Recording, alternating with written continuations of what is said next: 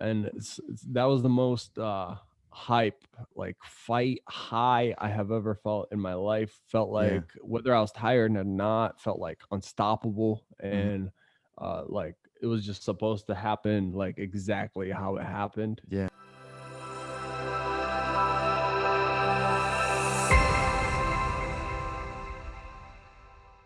All right, guys, welcome back to the Late Night Level Up. This is your host, Jason Farrell. With me is my man, 50 Grand, Mr. Paul, the Reaper. Super good to have you on, brother. It's nice to see your face, man. I feel like I haven't seen your Yeah, face in a long time. I'm glad we were able to do this just so I can get some bro time, you know? the late night level up. Do you have That's like a it. nice intro song for this? I was just man, you know what? I had I like I had I have this one that I've been using now. It's just like a logo sting, like general Okay. thing, you know. And that, but I had found this copyright free, it said, thing that was like the saxophone music that sounded like like some guy up on a rooftop like in the 80s, just wah, wah, wah, wah. That was awesome, and I like fell in love with it, and I'd been using it, and I wasn't paying attention because I whenever I grab stuff like that, I'll grab it off of YouTube. So I'm like, well, if I do get hit, it's like they won't strike me. It'll just somebody else gets paid, you know. Yeah, yeah, yeah. But I thought I was good though. So I'd been using it, and then I realized, like, I looked at a couple of my videos, and they were like, it's not a strike, but this, and I was like, oh, you motherfucker. It said that it was copyright free, so I had to stop using it. And I actually reached out to my friend Drew. I told you that he's a rapper, producer, and I'm gonna see if he can just like make me something that sounds similar, because I got like hooked to it, and now I'm like sad that I can't use it. You know? Yeah, people do that on Fiverr. Like if there's a song you really like by like Yeah, Ariana Grande or something, you can yeah. hop on there and have someone kind of remix it to whatever the standards are for no copyright. That's a good So that's idea. what it Yeah, was. I should go on Fiverr. I didn't think about that. That's a good idea. That's a real good idea. So what's going on with you, brother? How you been? What's going on in Thailand these days? Man, life is good because we've been separated from the rest of the world here, and Yeah. I mean that's why I loved living in Thailand in the first place and moving here. Um, During that time that I came back for a lion fight and had Hmm. that little stint, it was like a good reminder of like you wanting to get back to the old, and then you get back to the old, and really quickly you realize like, oh, this is why I left. Yeah. Yeah. It was I let go of everything. I graduated from school, and I realized I never even picked up my diploma because while I was in Thailand, there was some legal stuff with my father back in Europe, Hmm. and I had to show my diploma to show that I graduated.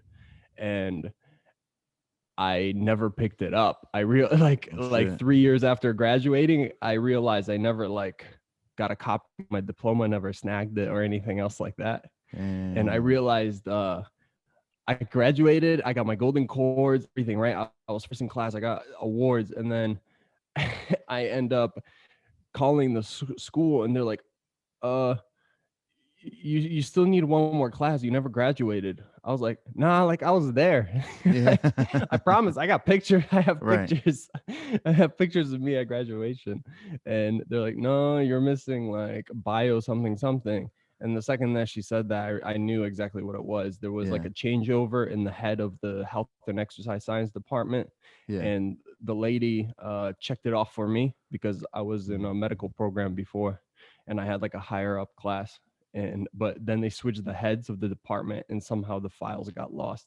Oh So my for like three god. years I never graduated college. And that's how I figured it out when I was flying back home. But yeah, I had those two fights with lion fight, and then I just realized I was spending like half my days in traffic. Yeah. I'm sure you realize, like with family, with like just little weird obligations. I was like, you don't think about how like all these minutes add up, like 20 minutes here, 30 minutes here, someone just having access to you Mhm. and taking advantage of having access to you. Versus here, we're Yes. on this, even for us, right, we're on like a 11-hour time difference. So it's like you really have to make a plan for anything to happen. You Yeah. don't do it just out of convenience. Yeah. And once 6 months was up, I kind of settled back in. I got a brand new car. I started settling back in, like thinking about like getting my own apartment. And then I just I left the car, I left everything and moved back. So during COVID, it's been the same thing. Is Yeah. like the rest of the world is impacted by it, Yeah. and us, we're kind of trucking through, and Yeah. Yeah. we got to train, we got to fight. We had guys fighting at the bars here when there couldn't be fights. They said you can do game shows, like fights as a part of a game show, but you couldn't do like stadium fights. Right. So they started setting up like a spin the wheel of like where Oh you're shit. gonna fight, Where are you and it gonna was punch like him in the face? yeah, yeah. So they had like a That's Street awesome. Fighter type of setup where they put mats in a parking lot with like motorbikes surrounding it. Oh, that's One of our sick. guys, yeah, one of our guys fought there. One of them was like they set up a cage in the middle of a hotel, like in the lobby. Yeah. Then there was another one in the woods, like they just had a bare knuckle fight in the Just doing woods. whatever they could do to get it Uh, going. Yeah. yeah, and then I fought like in the jungle. Like this Rasta bar had a ring set up for no reason, like just for Yeah. fun. Yeah. And so they had this Rasta bar set up where we had like 5 fights. Damn. So we've been That's just kind of, badass. yeah, Living, finding ways man. around it. It's like almost being like stranded on an island or something. You're just kind of just Exactly making what it things is. happen. Yeah. Yeah. That's sick. Yeah, yeah, it's funny you say that because I feel like you pretty much just convinced me to move to Thailand just there in that sentence because I'm like, man, that's so true. I think that's probably one of the most frustrating things for me um as like a gym owner because I'm like my own boss. That people, I don't know why, but I feel like people think that I like just do nothing all day. Like they're like so many people are just like, yo, I'm gonna swing by on Tuesday.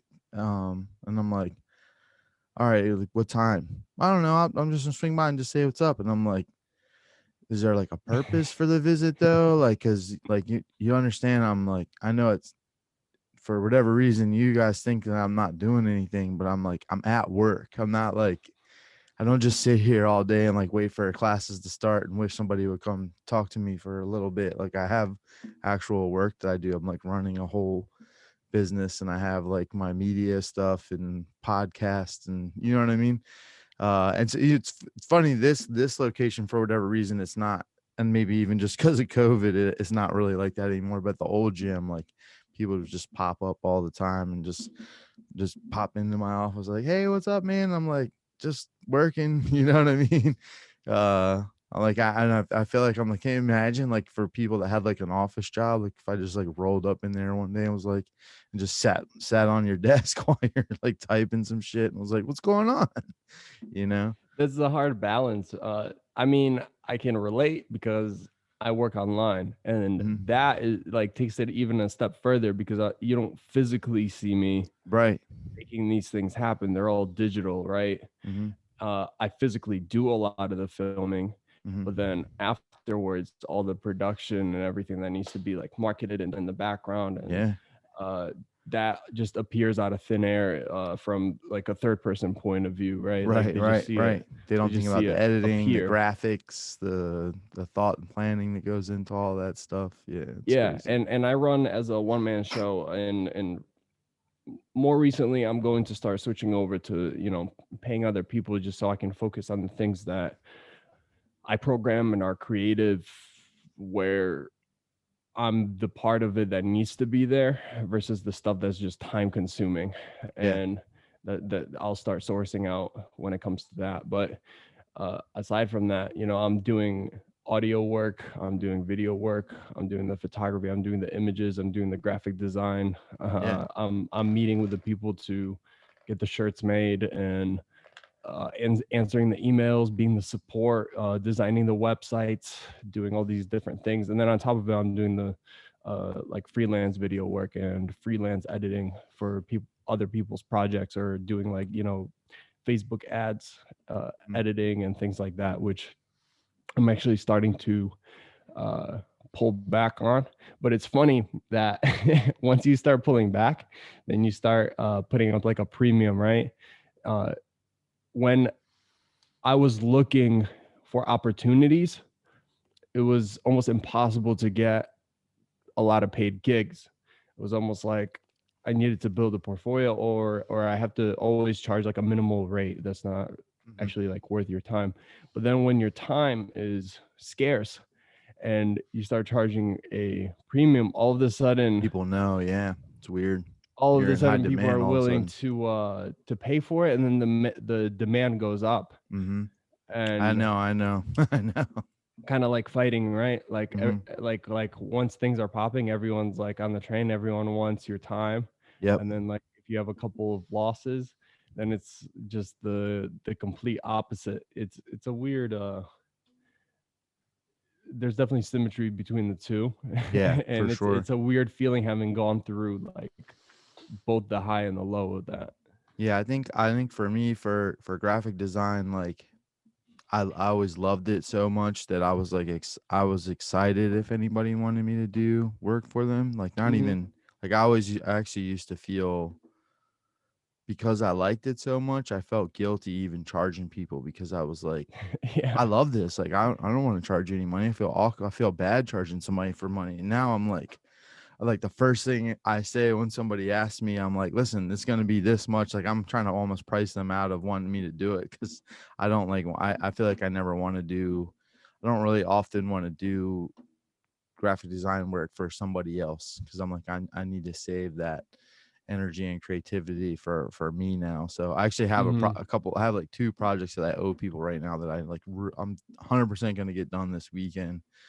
Um I haven't, man, I'm telling you this, the pandemic fucked me up. Like I wasn't it sucked a lot of like just my energy and like my being out of me, and a big part of that was like what I would tap to make the designs that I make. Like I just haven't really felt it, for a while. And then people have been hitting me up and I'm like, I'll see what I can do.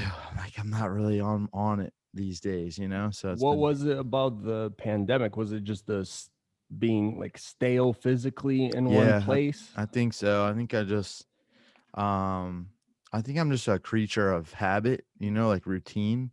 Yeah. And not that it's even like like I couldn't tell you exactly what I do every day, but I have like a rough, I get up, I do this, I do that. And then honestly, as weird as it is, like I feel like the busier I am, the more I get done, because I feel Yeah. the pressure of like, fuck, I don't have as much time. So I have to like constantly be doing something. And then when all of a sudden I just had all the time in the world on my hands, like I felt like it got really hard to like do shit. And then just the stress of the not knowing what was going on with the gym and everything in the world and stuff like that. Like I got really depressed and I just didn't do anything.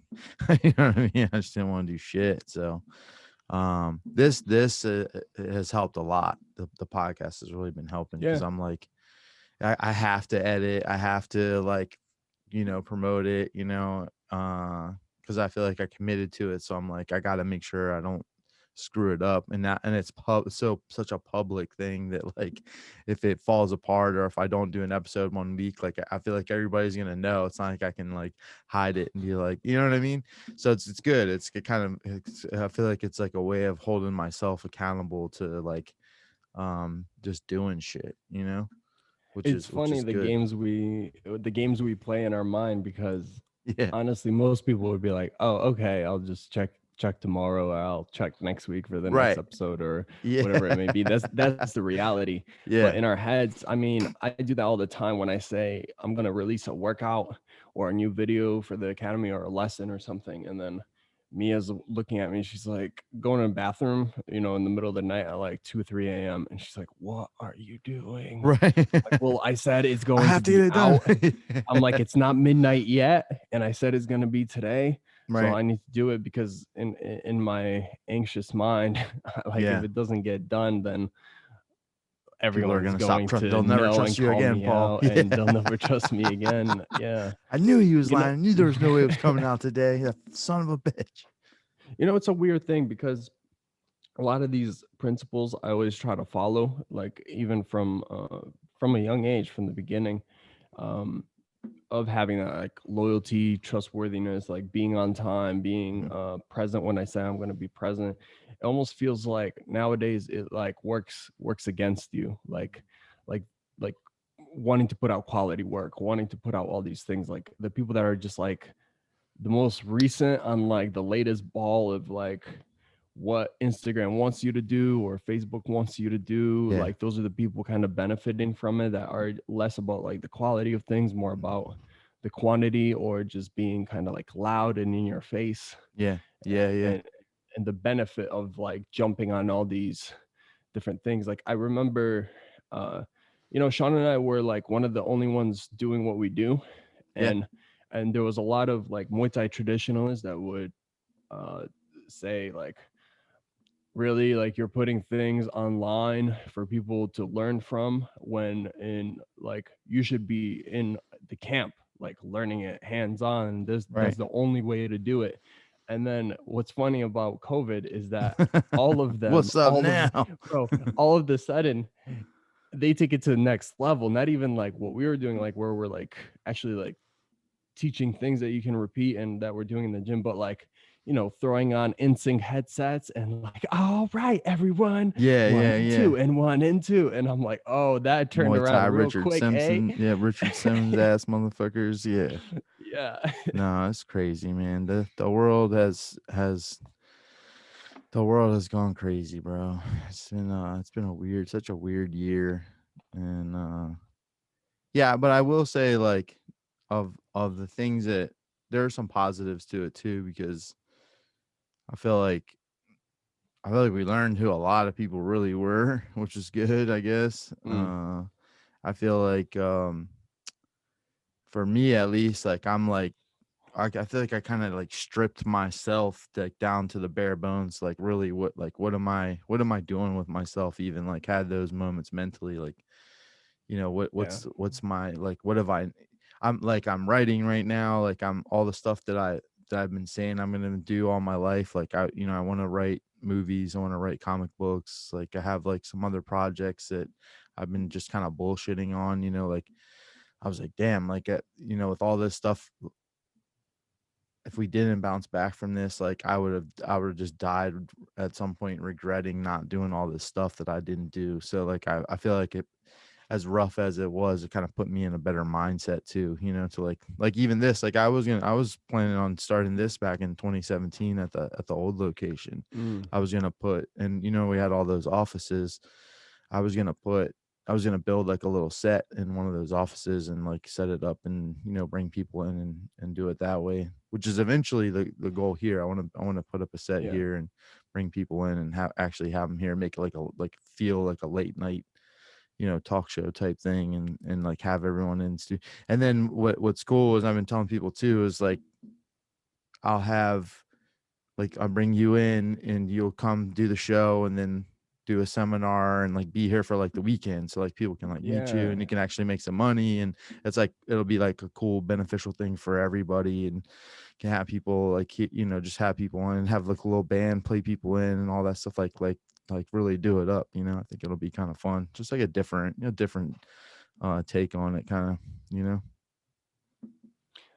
I mean, that's been a thing that you've always done when it comes to spar wars and putting these events on of like bringing the community together. And I feel like, especially after all this is over, people are gonna want that so bad. yeah. Just looking at the last two events for UFC, the ones that are in arenas and Mhm. them selling out in minutes, the people kind of talk, money talks, and the actions of people talk. Yeah. Everyone could be on Facebook saying, they don't want things to open back up, they don't want to expose themselves, but then you see what truly happens in action when people have the choice, and arenas of 18,000 people are selling out in minutes. Yeah.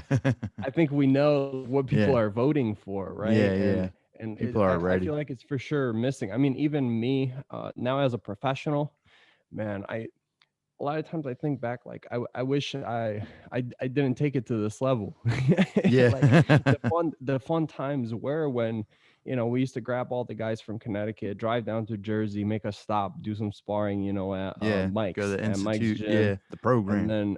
and then spend the night at a friend's house on the couch, wake Mm. up in the morning, drive to Maryland to you Yeah. guys, have like 50 people in a room sparring together, eating food, taking pictures, spending a good time. Everyone's kind of homies, and then going back, meeting again at, tournaments or halfway across the world where we did in Yeah. Spain. Yeah. Yeah. I'll figure we'll go. So one of the things I like to do is kind of like, you ever watch, have you ever seen Hot Ones?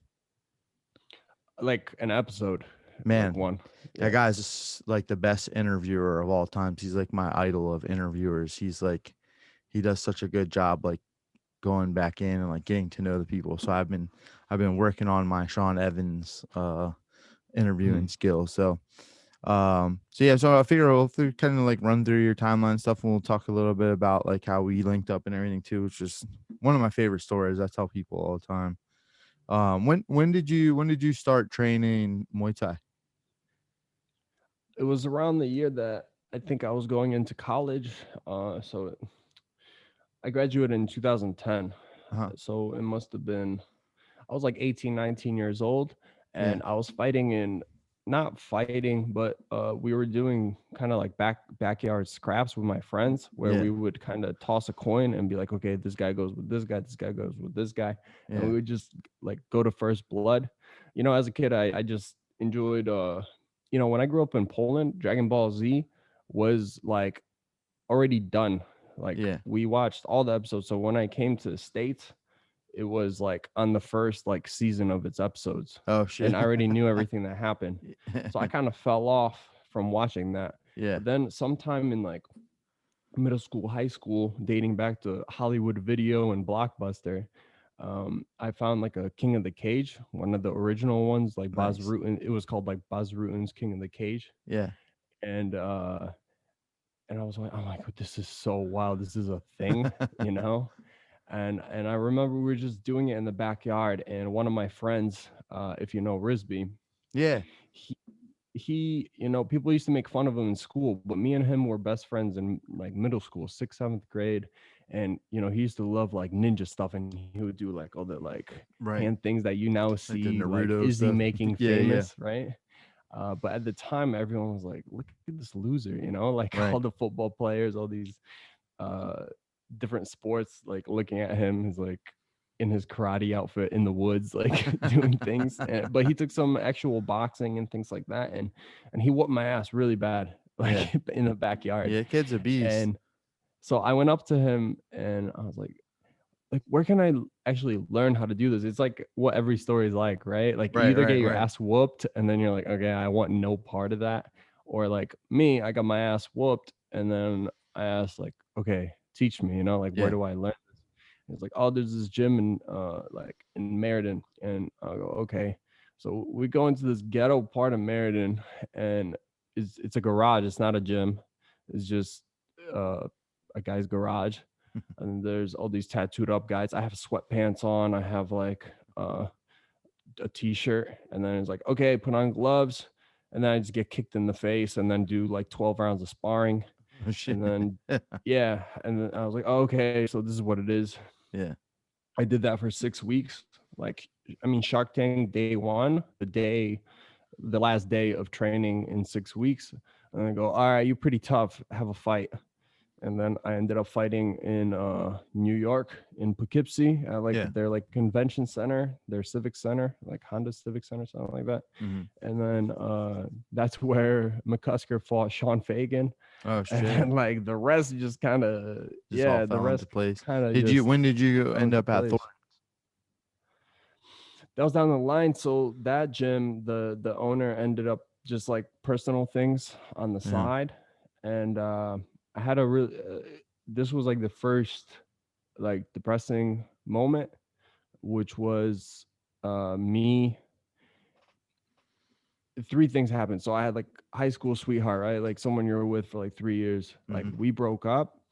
I used to ride super sport bikes when I was like 18, 19. Yeah, I got that on and my list here too. I had a brand new one, and sorry, it was 2 years old, but it was just broken in. So like 2,000 miles is like when you can open it up, right? Yeah, And yeah, it yeah. just hit 2,000 miles, so I bought it broken in, and I did all these modifications, and the second that I finished building it, ended up getting it stolen, and it must have been one of my friends or people that I ride with, because Oh man. we live like deep in a condo complex, and it was Right. parked between like cars, and unless you know where I live Right. and where it is, you would never know that Yeah. it was there. Damn. And I someone saw a van coming up and down the street for like a few days, and then it disappeared, and it was under my dad's insurance, and when he put it on, there was no theft insurance. Oh my So God. yeah, I was like 17, 18, and I just lost like a $10,000 investment pretty much. Holy shit. And then high school sweetheart gone. And then Yeah. I was driving my car. At the time, I was delivering pizzas. Yeah. And when you're in the middle of an intersection, you think you can take a left, and then you can't. So I stopped, and then the light went red. Right, so you're in the middle of the intersection, Right. so you kind of got to go. Right, you got to get out. And I go to get out, and a guy on the opposite side runs the red light, and he Oh my just God. smashes my car. So this all happens within like a 2-day period. And I'm not fighting at this time. I had one fight, and then I just kind of stopped training because the gym shut down. So I stopped Right. training. I was just lifting like 4 hours a day every day, and I was like 205 pounds at the time. And all these things happened, and I just kind of sat back. I saw that there was like a fight night, like a 4-man tournament for light heavyweight, which at the time was like 209 pounds or something like that. And I hit up Ed, because I remember Thornton's. Ed used to come to our gym for Shark Tanks and just Yeah. knock everyone out and leave. I had no clue who he was. He Right. would just come in, and we're new. Now that I look back on it, that's mean, Ed. Yeah. That's really mean, because Damn, Ed. we were kind of newbies, right? And he's been training for a while under Deligrati and all these guys, and he would just come in, knee people in the sternum, and leave. And Fuck. so I called him up, and I go, "Hey, um, there's a fight this weekend, and I'm just gonna go. If But I know you have a gym, so if you're willing to corner me, I just kind of want to scrap with someone. Yeah. And if you're willing to corner me, there's like a 4-man tournament to win a belt." And Ed goes, "Yeah, man. If you want to come in, we're in Hartford, in East Hartford, uh, and you can come in for free. See if you like it for a week, and if not, it's cool. But either way, I'll be there to corner you, because I actually have someone else fighting on the same card." Oh, nice. I go, "Oh, cool." I go into East Hartford. I find out that the street they're on was in gangland. And like Risby was driving there with his girlfriend. As we get out, there was a guy stabbed in the middle of the street the first day we went. Oh shit. And then, but they have like kids classes going on. Yeah. Hartford's a weird place, because you have a street like that, and then like one street over is like Suits, and like Yeah, Disney yeah. buildings. That's how So Baltimore is too. I get it. yeah, it's Yeah. really weird. Eventually they got out of there, but either way, I trained for 2 days. I went into the fight. I knocked the guy out, and then I stayed with Ed kind of ever since. Yeah. Yeah, he hopped in my corner, when and didn't really ask any questions, and Yeah. and that's kind of how Ed is. You see Will in the UFC now, Yeah. and where he is, and a lot of people have opinions of him and things like that, like what he should do, where he should be, things like this. But Ed's like the perfect coach for the guy that needs to express himself and otherwise probably wouldn't be in the sport Yeah. if it wasn't for someone that would allow them to express their like inner self. They are. Like Yeah. there's those like there's micromanaging coaches that want you to be like a clone of themselves, Mm. like how you walk, how you talk, how you become, how you think, Yeah. like all these different things. And Ed was always the type of coach that's like, okay, you do what you do, and I'm going to try to kind of complement Yeah. Sprinkle who on. you Yep. are, Yep. you know? I like that style too. That's a similar style how I like to be as well. And yeah, so Yeah. you had a title fight in 2012. Was that your first title fight? I can't remember the years now, Yeah, but yeah, that was the first one. It was like a 4-man eliminator. By the time I actually ended up fighting the second fight, I think I was like 195 pounds, and yeah. my opponent was like 222. Shit. Um, Was it? This but was Muay Thai. yeah, it was Okay. Muay Thai. And I ended up snapping his rib with a knee, and this was probably like the fifth fight out of six in a row Yeah, that uh, I got like a sternum shot or a liver shot with the left knee. yeah, And that's kind of where the whole Reaper thing came from. Because if you know McCusker, yeah.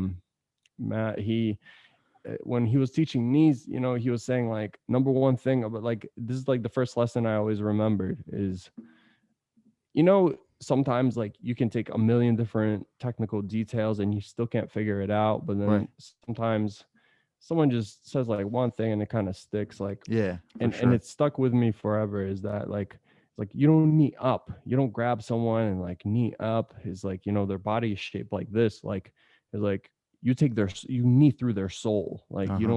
don't just knee up, you stab, and you Yeah, stab through their soul, you just take it all the way. yeah, And we had a lot of guys getting dropped in the gym from knees and things like that, so like that's what we practiced. And me just kind of complementing my body build, it was like my first 5 out of 6 fights were finishes, and yeah, him saying like you got to reap the soul, you got to reap the soul, it just yeah. kind of stuck. And that's how I got stuck. Yeah, Yeah.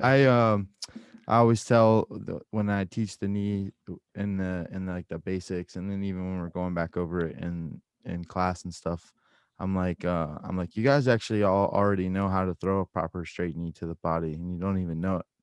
And I'm like, I tell everyone, I'm like, all right, get in your fight stance, and I'm like, pretend like you're breaking a stick over your left knee, and everyone like, gets their weight on that one foot, and they lift their leg up, and they go like this, and then they lean back to push their knee through the stick, and I'm like, yeah, Mm. now that I was like, now the stick is people's ribs. That's good. You grab their Yeah, wrists that's and really just good too. I'm sure there's some people that there's want a to snap billion. over the top, right? Yep, yep. But yeah, if you think about leverage, that's exactly the way you It's want to weird do it. too, That's a right? good Because it's one. like, how do we even know? Like, just instinctually, we know that as humans, like, I want this stick needs to break, and you put it over your knee, and you go, bam, and you lean back, and so I'm like, yeah, you guys are all born to do Muay Thai. Try to get everybody all excited in class. It's like I was like, yeah, all you guys know how to break sticks. That's crazy. So you guys were born for this. That's good. Makes them feel good You too. gotta get them Like, hyped, man. You like gotta it's make like, them oh, I excited to kind of be there. have, yeah, it's like, oh, I have kind of this instinct. Yeah, And yeah, I always like that, about working with you as well is that you try to combine like a good time, what you said before, with like who the person is, allow their character to flow out in their style. There's a lot of fighters I see that are amazing. Like when I watch them on pads, I'm envious of how they look on pads yeah. or just their style, right? But then when they're in the ring, you almost see like they're limited down to these like details that their coach has like forced on them, and Hmm. it's like once things aren't going exactly how they were taught, they don't know how to Think. adapt Yeah, or how to think on their own, yeah. right? And Which is that's kind pretty of how it fucking was for us, important. like yeah, like me, I learned how to fight first before I learned how to do the techniques, Right. which I felt like was a great base to build from. Like Yeah. I definitely wouldn't probably start a fight. Like now, you probably can't run a business the way that No. I got into the gym, Right. right? Like Right. no one will stay. But at the Yeah. time, I didn't like this was like MySpace time. There was no like people advertising their businesses on social media. Mhm. So I just didn't know any better. So I was like, Right. yeah, if you want to be a fighter, you have to go into a gym and learn how to fight. Yeah. Like I wasn't thinking about techniques. I was like thinking about like hitting the guy, not getting hit, like how to be and how to scrap and how to get away from it, and like just the natural style of fighting before actually learning techniques. Yeah. Yeah, that's interesting. Yeah, I think everybody comes into it differently. You know, I find sometimes like the people, or at least for me, a lot of times that end up being the best are the ones that you know, when I ask them like, yeah, well, what are your goals and stuff like that, and the people that are like, most of the time when somebody's like, I want to fight, I want to do this and that, I'm like, all right, they're never gonna fight, and then because they have a dream, which I you know they're excited about, but I feel like a lot of times when they're already thinking about that first, um, they're not ready for like the work. You know what I mean? And then then you get the other people that are like, well, you know, I would like to see like how good I can get at it, and if I get good enough, I would like to fight one day. I'm like, this person's gonna be a beast, and that's usually how it goes. Obviously, you have your outliers sometimes that come in, they're like, Yeah. I want to fight, and they're like, they want to fucking fight, and they're gonna do whatever they got to do. But for a lot of times, I've found that like they're like, yeah, I want, you know, I'm trying to get to the UFC, you know, or I want to be a pro boxer. I'm like, yeah, well, you know, at you're some point at some point it's almost depressing how you can see from like the first exchange of words like where this is gonna go, yeah. because like sometimes we have a guy come into the gym and like just like the first few sentences he says, I'm like, all right, this is what the sparring round is going to be like. Yeah. This is what this is going to be like. Yeah. It's just so easy. Almost after a number of years, you can like You already start falling tell. into You're like, categories. oh, Yeah. okay, like this guy's going to have one fight, and then Yeah. it's just he's never going to come back in, or Yeah. this is going to happen. Like when I first started fighting, when I talk about like I fought in 6 weeks, I didn't come in to fight. Like I got my ass whooped, and then I was like, whoa, I don't want anyone to be able to force themselves on me like that. Like Yeah. that feels, I feel so out of control, Yeah. like of like what happens to me, Right. and someone can end me. Yeah. Yeah. Like I Yeah. I don't want that feel, like walking around the street with that feeling. Yeah. So that's why I went in. And then Yeah. after that 6 weeks, when they're like, oh, like you can kind of like you're pretty tough, you can fight, even then I wasn't thinking like, oh, I'm gonna fight to prove myself. It was almost like, okay, I'm doing all these things when we're in the gym and like things are semi-controlled. Can I Mhm. do this under like pressure, like real pressure? And Right. then I'll find out. And that's what happened. And then just one thing kept leading to another. I Yeah. never thought of even fighting professionally. Yeah. And here I am 50 fights later. Yeah. 50 fights later, and Yeah. with like a whole business based around it. And I know you had, you used to have your road dog Sturgos. I know you guys traveled up and down the country. You guys came down for Spar Wars before, and he would sometimes go with you to go to Mike's Yeah. too. Shout out Mike Burke, the Institute, the program. Another awesome guy from the East Coast that was always bringing people together to get training and stuff in. Him and Chris Tran. Chris Tran used to do it some too. The Yeah. guys that came with me Hmm. to Spar Wars, to Barks on Sundays, to Massachusetts, to Sit Yo Tong, to New York to train and spar. Hmm. Um, Out of all those guys, all of them, um, besides like a few that just came once or twice or whatever, but the ones that came consistently have all fought for like one Yeah. glory, lion fight, UFC, um, Friday night fights at least. Right. Um, versus the people that didn't come, a lot of guys that were talented and even better than us when we first got in the gym, Hmm. not a single one got past like the local shows. Like the regional. Yeah. So it's really interesting. Again, like it's interesting to see the people that like come up with excuses why they can't go and like put in that extra type of commitment. Hmm. So like you can already tell like, oh, you're not willing to drive out to, get a different type of work in. Yeah. And all of the sudden, none of those guys ever made it. And then the ones that did, all of them ended up fighting on like Right. major promotions. Yeah. It's crazy. One. I mean, for us, like when we first opened Level Up, I would take Pat, Jared, Luther, Aaron. We had like a guy Will Anderson, my guy Nick Rossman. I think there was a couple other that would sometimes go with us, but that was like the main core group, and we would we would go to other gyms to spar, like travel around, and that was kind of like how I built the relationships that I built to start eventually doing Spar Wars. And like my main idea for back then was just to help, and obviously it worked for you too, because I think a big part I think of the fight is being somewhere, you're not ever like as great as you are in sparring in the fight, like the shit that you can do in sparring because you're so comfortable and you're in your gym and you're in your element and stuff like that. So like my thought process always was, well, if we can get comfortable being comfortable where we're supposed to be uncomfortable anytime, like go to another gym and get different looks and Mhm. spar with different people, and you can always be the same person no matter what, like that'll translate into your competition, so yeah, it makes total sense, like you said, why the people that were willing to make those trips and stuff like that would have more success. It teaches you confidence, I feel like, even too, the confidence to like just roll up somewhere else and get that work in, and Yeah. find your real true self, no matter what situation you're in. Well, it's gonna happen. You can't avoid it. Like if you avoid it, eventually it'll happen to you. Yeah. Rather than like you making it a choice. And what's funny? I've been thinking about this more recently because you just said that keyword, like being comfortable in an uncomfortable situation. I feel like you can become addicted to that in a way. Yeah, yeah. I was reading the book Training Pro, Hmm. and there's a chapter on being addicted to failure, Oh like shit. how very successful people oftentimes they fall into failure. They almost feel like this relief Hmm. and of like when you're succeeding, everyone just expects that to come out Yeah. of you over and over and over again, that perfection.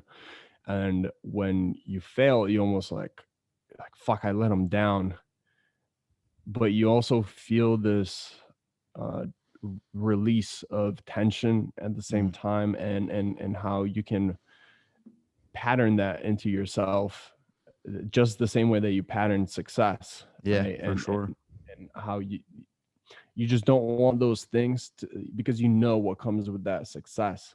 Yeah. And this was always so foreign to me when I was younger, because I would look at it like, why wouldn't you want more? Why wouldn't you Yeah. want more success? Why Yeah. wouldn't you want more of this pressure? Because more of that pressure means 'Cause like then you gotta more maintain it. things are coming to Yeah. you. But then I started to think about that, and look at the guys at the top, and sometimes I would see where they're at. Like, yeah, they would be successful, let's say with a belt around their waist, but then I would look at like what their lifestyle is like, and Mhm. I was like, but I don't want that, Yeah, you yeah. know. Yeah, I'm yeah. like, I only want that if it comes with freedom, Right.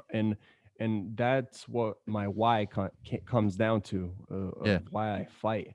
I have a lot of guys that come with me with shiny object like syndrome, right? They're like, oh, you can fight on Thai fight and do this and do that, and like, and then I look at what the commitments are, and like they want to own you, right? Mhm. Like if you fight here, then you can't fight anywhere else. Like you Right. can't take those like last minute fights, or like promote this specific thing or Yeah. promote that, and like at the end of the day, like I only want that shine if it comes with also a freedom of like Yeah. why I do this in the first place.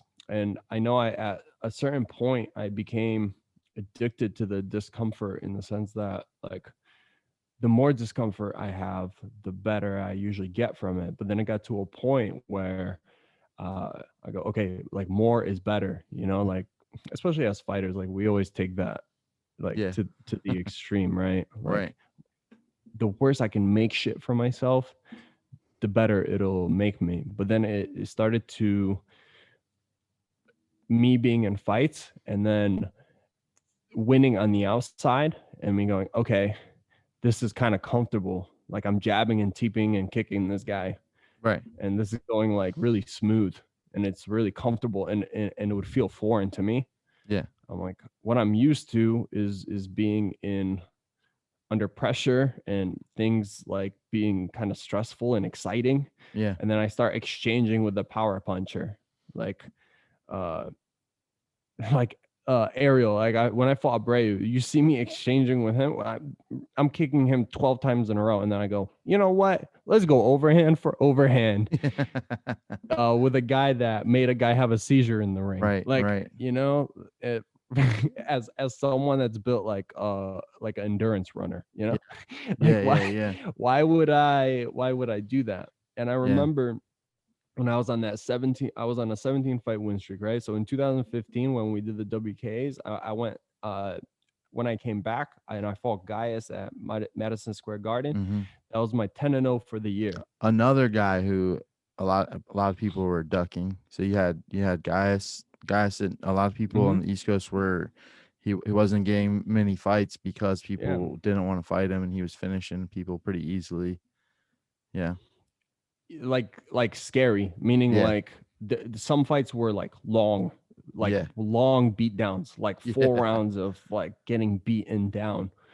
And I needed that fight, and I didn't need to beat him. I'm glad I won the fight, but I needed to feel somebody that was at that level, and to show some of the chinks in the armor. Like I always felt like my clinch was my strong suit. And then, he spent a lot of time in Thailand, and he showed me like what a longer time in Thailand is like. Right. And I felt his clinch, and Mhm. he didn't need to hurt me in it. Like he never hurt me in it, but he controlled me. Yeah. And when I felt that, I was like, oh, like I Yeah. can only I got more work to neutralize do. him. Yeah. I was like, I can only neutralize his attacks, but I can't like do anything to him. Right. And when I felt that, I go, okay, if I'm gonna go pro, it doesn't matter that I went 10-0 that year. It doesn't matter that like I can't find any more opponents and Yeah. he couldn't. Like we met at that point where we both had a hard time finding opponents, and then he showed me like what I need to work on. I go, okay, if I'm gonna go pro, I need to just like dive Yeah. into that discomfort too. So that's when I moved into Thai camp and just completely left everything in the US. Yeah. And that's it. Well, that's I think one of the biggest, and I feel like why you and I connected the way that we did was because I recognized that in you, and I like there's no other way on this team. Like you see where I throw my like Gary's I put Gary in the open at the New York WK as his second fight. You know what I mean? His Yeah. like his third fight was against Wes Argro, who was like 24-2 or something like that from Easton, which is obviously a really good camp, and then I think his fourth fight was against what's his name? Online fight. When they had the illegal knee Oh yeah, fiasco yeah, thing and all that yeah, stuff. But he was 15. Brian Bogue, he was 15 and yeah, 5 or something like that. Um, I throw if I think they're talented, I make them fight hard fights, and the same path that you followed, because if you want to be professional, like that amateur is the time to figure all that shit out. Like damn, like mm, you said, like my clinch is good, and then you're like, oh, okay, well there's a couple other things I could learn. yeah, I can make it a little better. Like stuff like that. You spent time on your boxing too. You got your boxing really good. Like you got your boxing like boxing good, not just like Muay Thai good. You invested in your career basically, and I think a lot of people kind of skip that part. There's like a weird because it's a funny state sometimes with Muay Thai. I feel like especially in America, there's like a weird line with amateur pro, because you can kind of be like a like a star a little bit as an amateur here. And because there's not as many opportunities as a pro, like sometimes it does make sense to stay amateur longer so you can fight mm, more and get more ring time and stuff like that too. But there are also some people that kind of abuse that sometimes and will continue fighting people that are like have like less than 5 fights, and they're like, yeah, I'm 30-4 or whatever, and I'm like, The last 15 people you fought just started, motherfucker. Shut up. Ain't nobody worried about you. You know, I think, and then the smart ones are that actually want to, you know, represent and do something around the world that people are like, damn, that dude's legit. Or, you know, do it the way that you do it. You know, you fight the Geises, you fight the Aerials, you know, you fight the guys that people don't want to fight. And to be like, okay, this is how I'm gonna find out like what I need to do to be a successful professional fighter. I need to fight these other people that people don't want to fight. You know, I always Yeah. love that about you, brother. Oh, thank you. You're a bad man. You know, like diving into boxing, diving into the clinch here in Thailand, I always felt like I wanted to learn like the best thing from the best people. So that's why Mm. I jumped into Golden Gloves and then ended up fighting like a 12-0 Ukrainian in the finals. Yeah, Well, I ended up getting kicked out of the finals, and then I en- and then I chased him at like a local event to fight him to yeah, see like what the real finals are. yeah. So that story, just like to summarize it, Cliff Notes, I couldn't find Muay Thai fights. Uh-huh. And so this was after the Gaius fight. So Mm-hmm. the Gaius fight ended, and I felt like, okay, I have a little more work to do. I'm getting there. Yeah, But when I was looking at the pros, I never looked at like, you know, a lot of guys look at like, okay, Friday Night Fights, this like 3-2 guy is fighting this like 4-0 guy. they're not looking And at the top dogs like they're supposed and that's to. what they look at. They're like, oh, I can Yeah. fight that guy. Yep. But I never did that. When I Yeah. was looking out, what I noticed is if you get 4 or 5 good fights and you show some promise, then you're fighting The like best. the top of the They'll heap. they'll There's they'll there's call like you for Myrtle Grown Heart in 2 weeks notice, like Troy yeah, Jones or something like that. yeah. Yeah, for sure. There's no like in the middle, you know, Nope. like you either you go here and you perform well, and then it's like and then here you get. So when I was thinking about it, I was like, I can't just be ready for those like 3-2, Mm-hmm. 4-0 guys. I have to be ready for the guys that have like 20 fights and up. Mm-hmm. And so I go, okay, so like what can I do here? And at the time I was doing Muay Thai in the evenings, doing my own solo session in the mornings, and I felt like I could do more work. Having been in Thailand, I'm used to that like 4 to 6 hour routine. So I was going to the boxing gym midday, and then I was sparring with some of their guys, one of their guys that was pro, and I was holding my own with him, and then doing well with the amateurs. And so they came up to me like, "Oh, there's a Golden Gloves. Uh, white boy, you kind of local, you kind of good. You want to Yeah. fight?" I go, yeah, sure. Sounds good. Like it's one way to do it.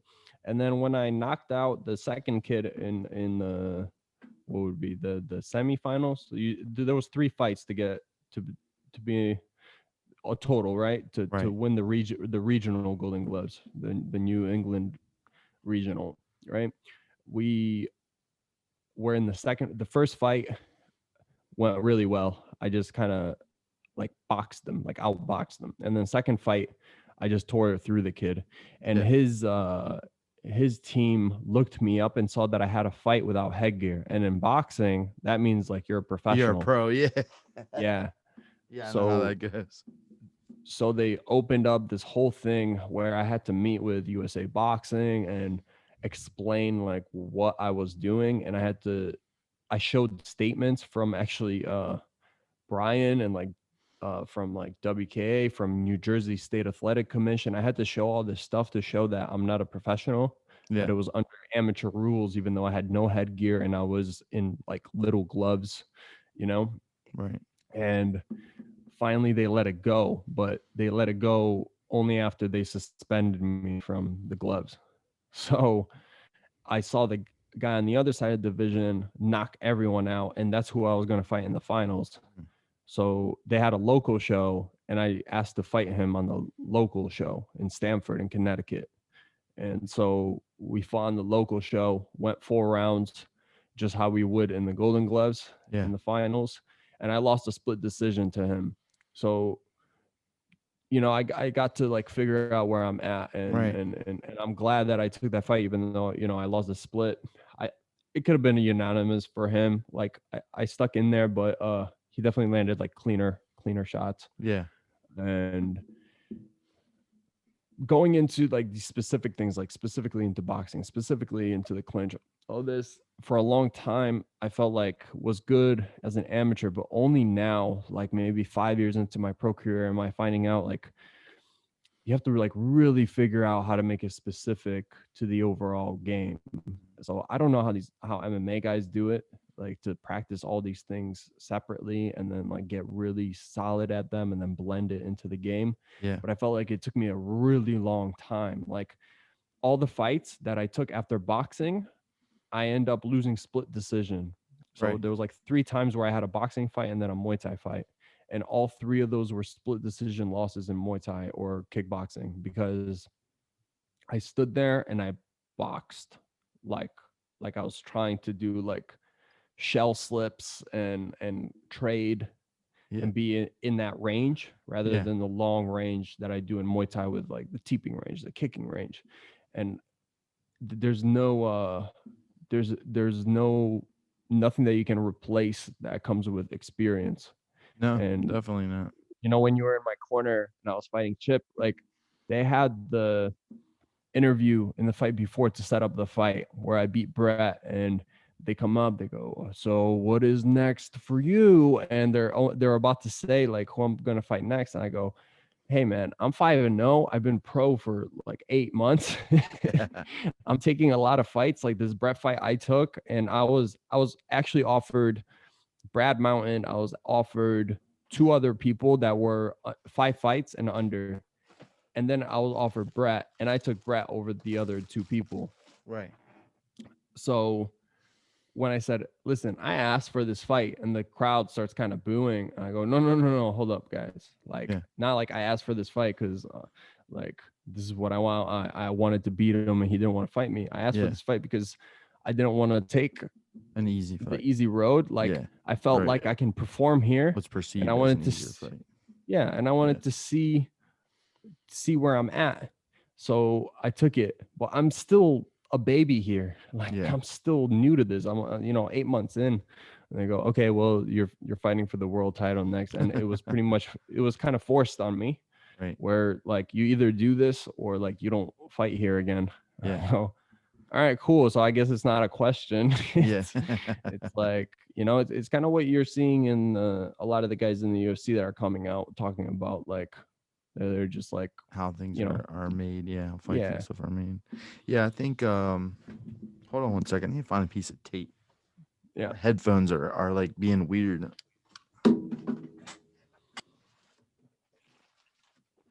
Jason's got the hair growing out.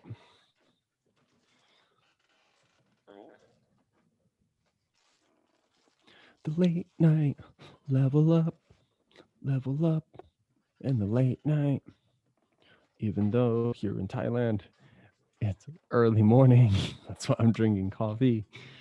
For all y'all listening, I'm going to go solo cast for now. It's an 11-hour time difference between here and the United States. Because of this daylight savings time, it's so frustrating because 12 hours, it's easy to remember. If you're calling your mom, you're calling your whatever girlfriend back home, 12-hour time difference is exactly the same. So as Jason and I are setting this up, is it an hour before? Is it an hour after? Late night level up, breakfast time for Paul Banasiak.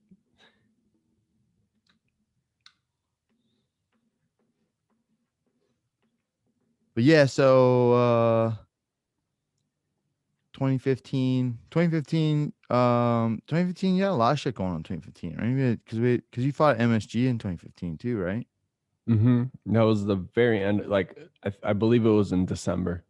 That was after Spain. Mm-hmm. So yeah, so for you guys that don't know, I mean we knew each other, we've seen each other places. I think you have fought on the same card when Jared fought my fighter Jared Tipton fought Joe Logan. That was just such a crazy fight. They had like a 5-round fucking war, and it was I don't know if you ever saw any of that, but but I believe so. Yeah. Jared broke Joe's nose like badly in the first round, like sideways, gushing blood. And we're like, all right, cool, it's over. You know what I mean? Like I set Jared down. I'm like, I mean, I'm just like talking to him, like in my mind, I'm thinking, yeah, we'll just sit here and bullshit for a couple seconds till the ref sees that and stops it, and then we'll go get your arm raised. And I look back again, and fucking Justin's over there with like a pin going, and literally like perfect. He like fixed it perfectly. It was like it never happened. And I'm like, shit. All right, Jared. So let's start hitting that nose again, buddy. Damn. You know? And Joe's got the vicious low kick, so he's just like working Jared's leg the whole fight. And at this point, like Jared had lost. He has first two like smokers. Like he had like kind of a rocky start, but they're smokers, like they're supposed to be, whatever, you know. Yeah. And then we like him and I got into our little groove, and then like he had the one smoker where he just looked like he looks, you know, after that he always looked the same. He was slipping and making people miss, and you know, he had that level up like elusive but lots of hands and low kick style. And then all the way up through all of his amateur fights up until that one, like he just I was in my mind, I was like, Jared's gonna be like a blind fight world champion one day. Like this, nobody's gonna fucking touch this kid. And then we ran into Joe, and I was like, God damn, like there still is some another level out there. Like, you know, like you said, like you kind of we're feeling like we're trying to find it, because I knew I'd been hearing of Joe, and I knew people didn't want to fight him, and I knew he had fought in Thailand and stuff like that. And but anyways, that's I don't know how I got off on that tangent, but yeah, that's so I I remember think it you. was the same card that I was Yeah, on. you fought on that. You The fought on that card, and then I know you fought. You was fought that on the it. kickboxing fight? Yep, yep.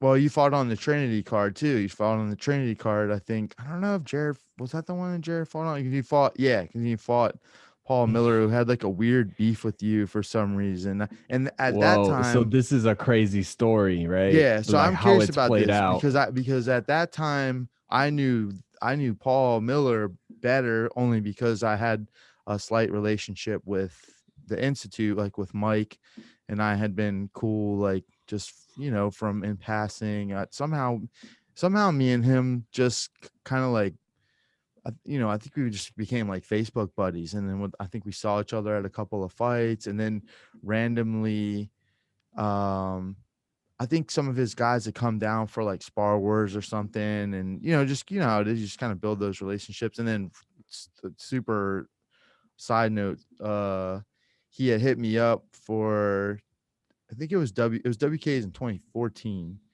and he wasn't gonna be able to make it or something, and he needed somebody to wrap Macho's hands. It was like Macho, can't think of the other guy's name. Looked like James Vanderbeek. And then I know what you're talking you know about. what I'm talking about, yeah. And Yeah. then and fucking Carl Robertson, who who's fighting the UFC now, and actually ended up being one of Luther's opponents. I didn't know at the time. I'm just wrapping. I was like, yeah, I got you. And I'm like wrapping these guys' hands, and then we get to the ring later, and I look over. I'm like, oh, god damn it! Not that I probably would have wrapped his hands anyway. You know me. I'm not gonna let someone go Yeah. out there with him. Yeah. So anyways, so I kind of had a relationship with Mike, and I was kind of standing on the other side of the ring, like with the Institute people, I guess, like during your guys' fight, because I didn't know you as well at that time. And I'm like, damn, what the fuck is wrong with Paul Miller? I'm like, why is he was being crazy. So I'll let you Yeah. take the story over from there. But he was being real crazy. Like he was like, even before that, like in the back, like he had like sunglasses on, and he was like, I was like, because I had met him a little bit. I didn't know him well, but I met him a little bit before. But he seemed like a totally different dude that night. I didn't know what was going on with him, you know? The weirdest part now is like seeing what happened now. So like if people don't know, he was recently arrested Oh uh shit. as like Recently a arrested. oh, you don't know this. No, no. Well, as like he was doing white supremacy like streams, What the uh fuck? like dressed up as the Joker and starting he was part of the riots like with Antifa, and then Holy shit. his neighbors called the police, and he's facing up to 10 years in prison for having like ARs and AKs in his house, things like that, like Oh my god. weapons, like illegal weapons. And I had no idea. uh yeah, he had quite a huge following. Like he was doing like 30,000 people streams of like white supremacy type of like starting uh that, yeah, it just kind What of the fuck? it just like went way off.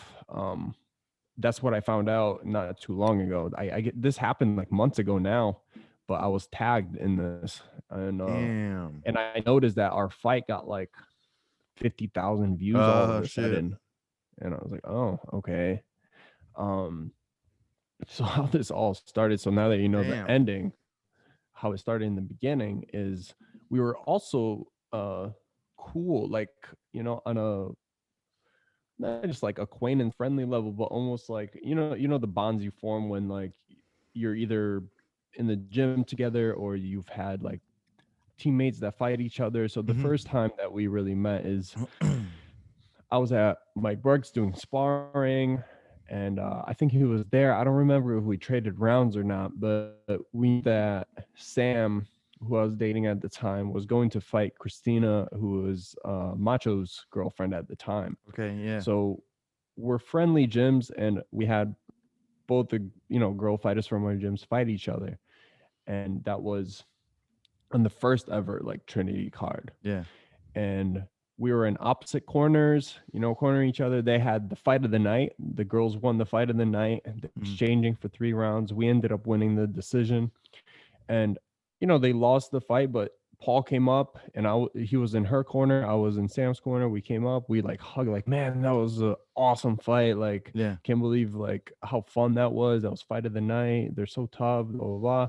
And like me and him are hugging, like showing respect. And then after that, we were like kind of becoming friends. And then he actually reaches out to me before the fight because they asked him to fight me, but I guess he didn't fight for like over a year, and I was being really active at the time. Yeah. And he was like, "Hey man, just to let you know, I've been asked to fight you, and I know like you accepted, but I feel like I'm not ready yet because I just haven't fought in a while. Mhm. And you've been active, and like I respect like you, so I want to bring my best self and this and that." And I was like, "Oh, all right." Like Yeah. I'm not gonna say the guy's scared or anything like that. I'm like, Right. well, that's like really that's genuine, just Yeah, yeah, to yeah. personally Like a message mature someone and approach. Right. and yeah, it's a mature approach. And then all of the sudden the matchup gets made. And I go, oh, okay. So he, like months down the line, he changed his mind, and Right. then he's like, okay, we're gonna fight. Stan was fighting on that card as well. Mhm. So she was fighting one of Matt Sarah's girls. And Yeah, I remember we that fight show too. up, we show up to the weigh-ins. I'm on weight, but she's struggling. Like I think it was like period time, and Mhm. like we're trying to get the It's the last few pounds worst. off. Yeah. And Paul comes up and he's like, "Hey man, how are things?" Like blah blah blah. Like still being cool. Yeah. I go, it's like, "Oh man, things are good, but man, I really gotta go." Like I'm like walking as I'm saying, I'm like, I really gotta go. Like time's running out, and we have like pounds to lose. So I go like, "Hey man, pretty good, but I gotta go." Yeah. And I don't know what clicked there, He like just that, took it like personal. I don't know if he took it personal, but then like we have the stare down. It still seems like okay, but then come like the rule meetings and things like that, and like I'm standing there listening to a rule meeting, and then I hear whispering from behind me, like, "I'm gonna beat your ass and make your girl watch." Oh Like shit. whispering, and then like running away. Yeah. And I'm like, that was kind of weird. And then a few of those moments happened before the fight, right? Like where like people from the other locker room come over and they're like, "Bro, just to let you know, dude, he's like pacing around the locker room and Yeah. like talking to himself, like, fuck this guy, I'm gonna fuck him up, I'm gonna do this," like yelling at himself and like Yeah. going to We the were in his locker bathroom. room. Yeah, it was weird. Yeah. And like just to let you know. And it was, you know how fighters talk about like having a day where like, you know what, I just don't feel like fighting today. Mm-hmm. Like it didn't make me like all those words that were said, and they were like pretty personal, like saying what he's gonna do, like make me look like a bitch, all these things, like they almost bummed me out. Yeah. I was like, man, I thought we were cool. And but I didn't also take it as like an offense. I was just kind of bummed out, and I didn't want to fight that day. I was Right. like, I don't even want to do this anymore. Like Yeah. it was weird. It was the one time I just didn't want to scrap. And we get in the ring, and his, you know, like putting his forehead in my nose, all these different things, and he comes out like a bat out of fucking Yeah. hell, He came like out boom, guns boom, boom, blazing. boom, Mm-hmm. boom, guns blazing, and I'm just like kind of covering. And again, I'm in this mode where I don't want to be there, so I just Yeah. kind of let him do what he's doing. And he does it for a round, and like as I'm kicking, his talking, he's like, yeah, too fucking slow, like this, Mm-hmm. and he's like swearing in the middle of the fight. Like as the rounds end, he's like coming to my corner and saying things, and Mike is trying to grab him back. And then come, this is a 5 round fight because I'm defending my title, Yeah. and I just stand there, and he misses twice in a row, like big whiffs, right? Like, you know, when you start to tire and they just get slow. Like Right. he had a solid kick. He really bruised up my arm early because I was just defending. I wasn't responding. And then he whiffed big a couple times in a row. And I go, oh, all right, here Yeah. we go. And so I took over. I ended up landing a knee to the bottom of his jaw. It's New Jersey, so A class gets the knee to the head, Yeah. and it's a kickboxing fight on top of it. So I couldn't clinch, but I threw up a knee, and I like double plumb into the knee, and it cuts his neck, like it cuts under his jaw, and it starts bleeding on his chest, and you can just see like his face almost like his Yeah. eyes go kind of like gloss over, like, whoa, what the fuck is it, like almost like he feels like nauseous, but he keeps ripping like as hard as he can, even though he looks kind of fucked up. Yeah. And then I land a body shot, and then I kind of wobble him with a counter, and then land another knee to the head, and then he went in the corner, and Mike is trying to talk to him, and he goes like, fuck off, I'm done. Yeah. No, I was And literally on the wall. Like I could I could have like thrown something at his head. I was that close. I saw that. I saw that part. He was on his knees, like forearms on his knees like this. Like fuck you, I'm done. I think his mom was even trying to like yell stuff at him. Like it got so crazy. It was such a crazy fight. he walked out of the ring in the Yeah. middle of the break, Yep. and then just left the arena. Like by the time I got out of the ring, like it was gone. And Yeah. then like that was the end of that. And then years later, I see Yahoo News, and it says like white supremacist What the arrested, and you fuck? just see this face, and I'm like, whoa, this I remember him. I wild. remember a post one time. And everything was good. That's what I mean. Is like everything was so respectful before, and it's Yeah, like yeah. it's a weird thing where like one event almost like was like the stair ladder, like where it just like led to all these different events, where Mm, when like right before that moment, everything was so straight and narrow, you know. yeah. Yeah, it's bizarre.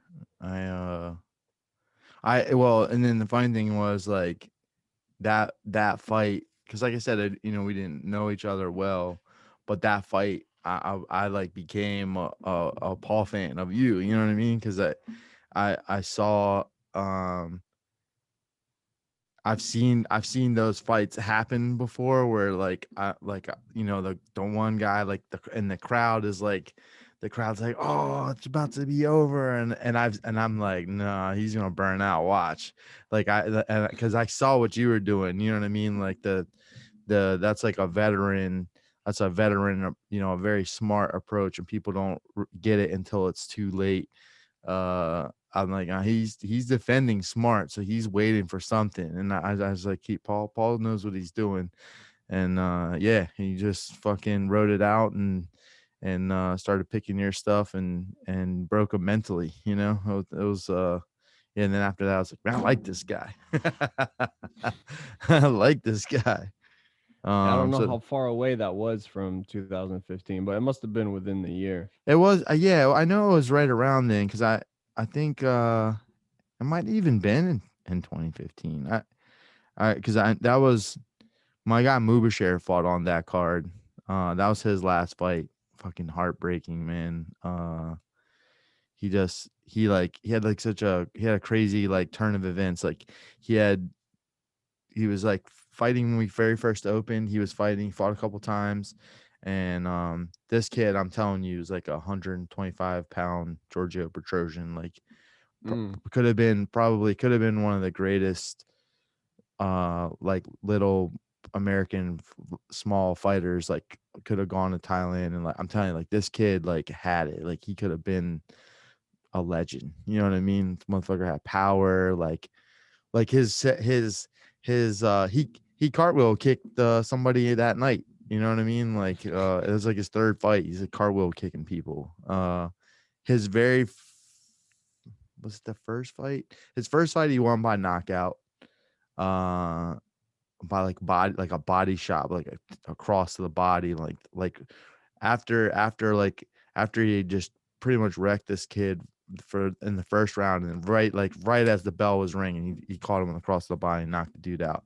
And then his second fight we did in Virginia, and depending on what show you're doing in Virginia, like you might just show up and they'll be like, "Oh yeah, we're doing like pro rules today." You know what I mean? Like no gear, knees to the head are cool, elbows are cool.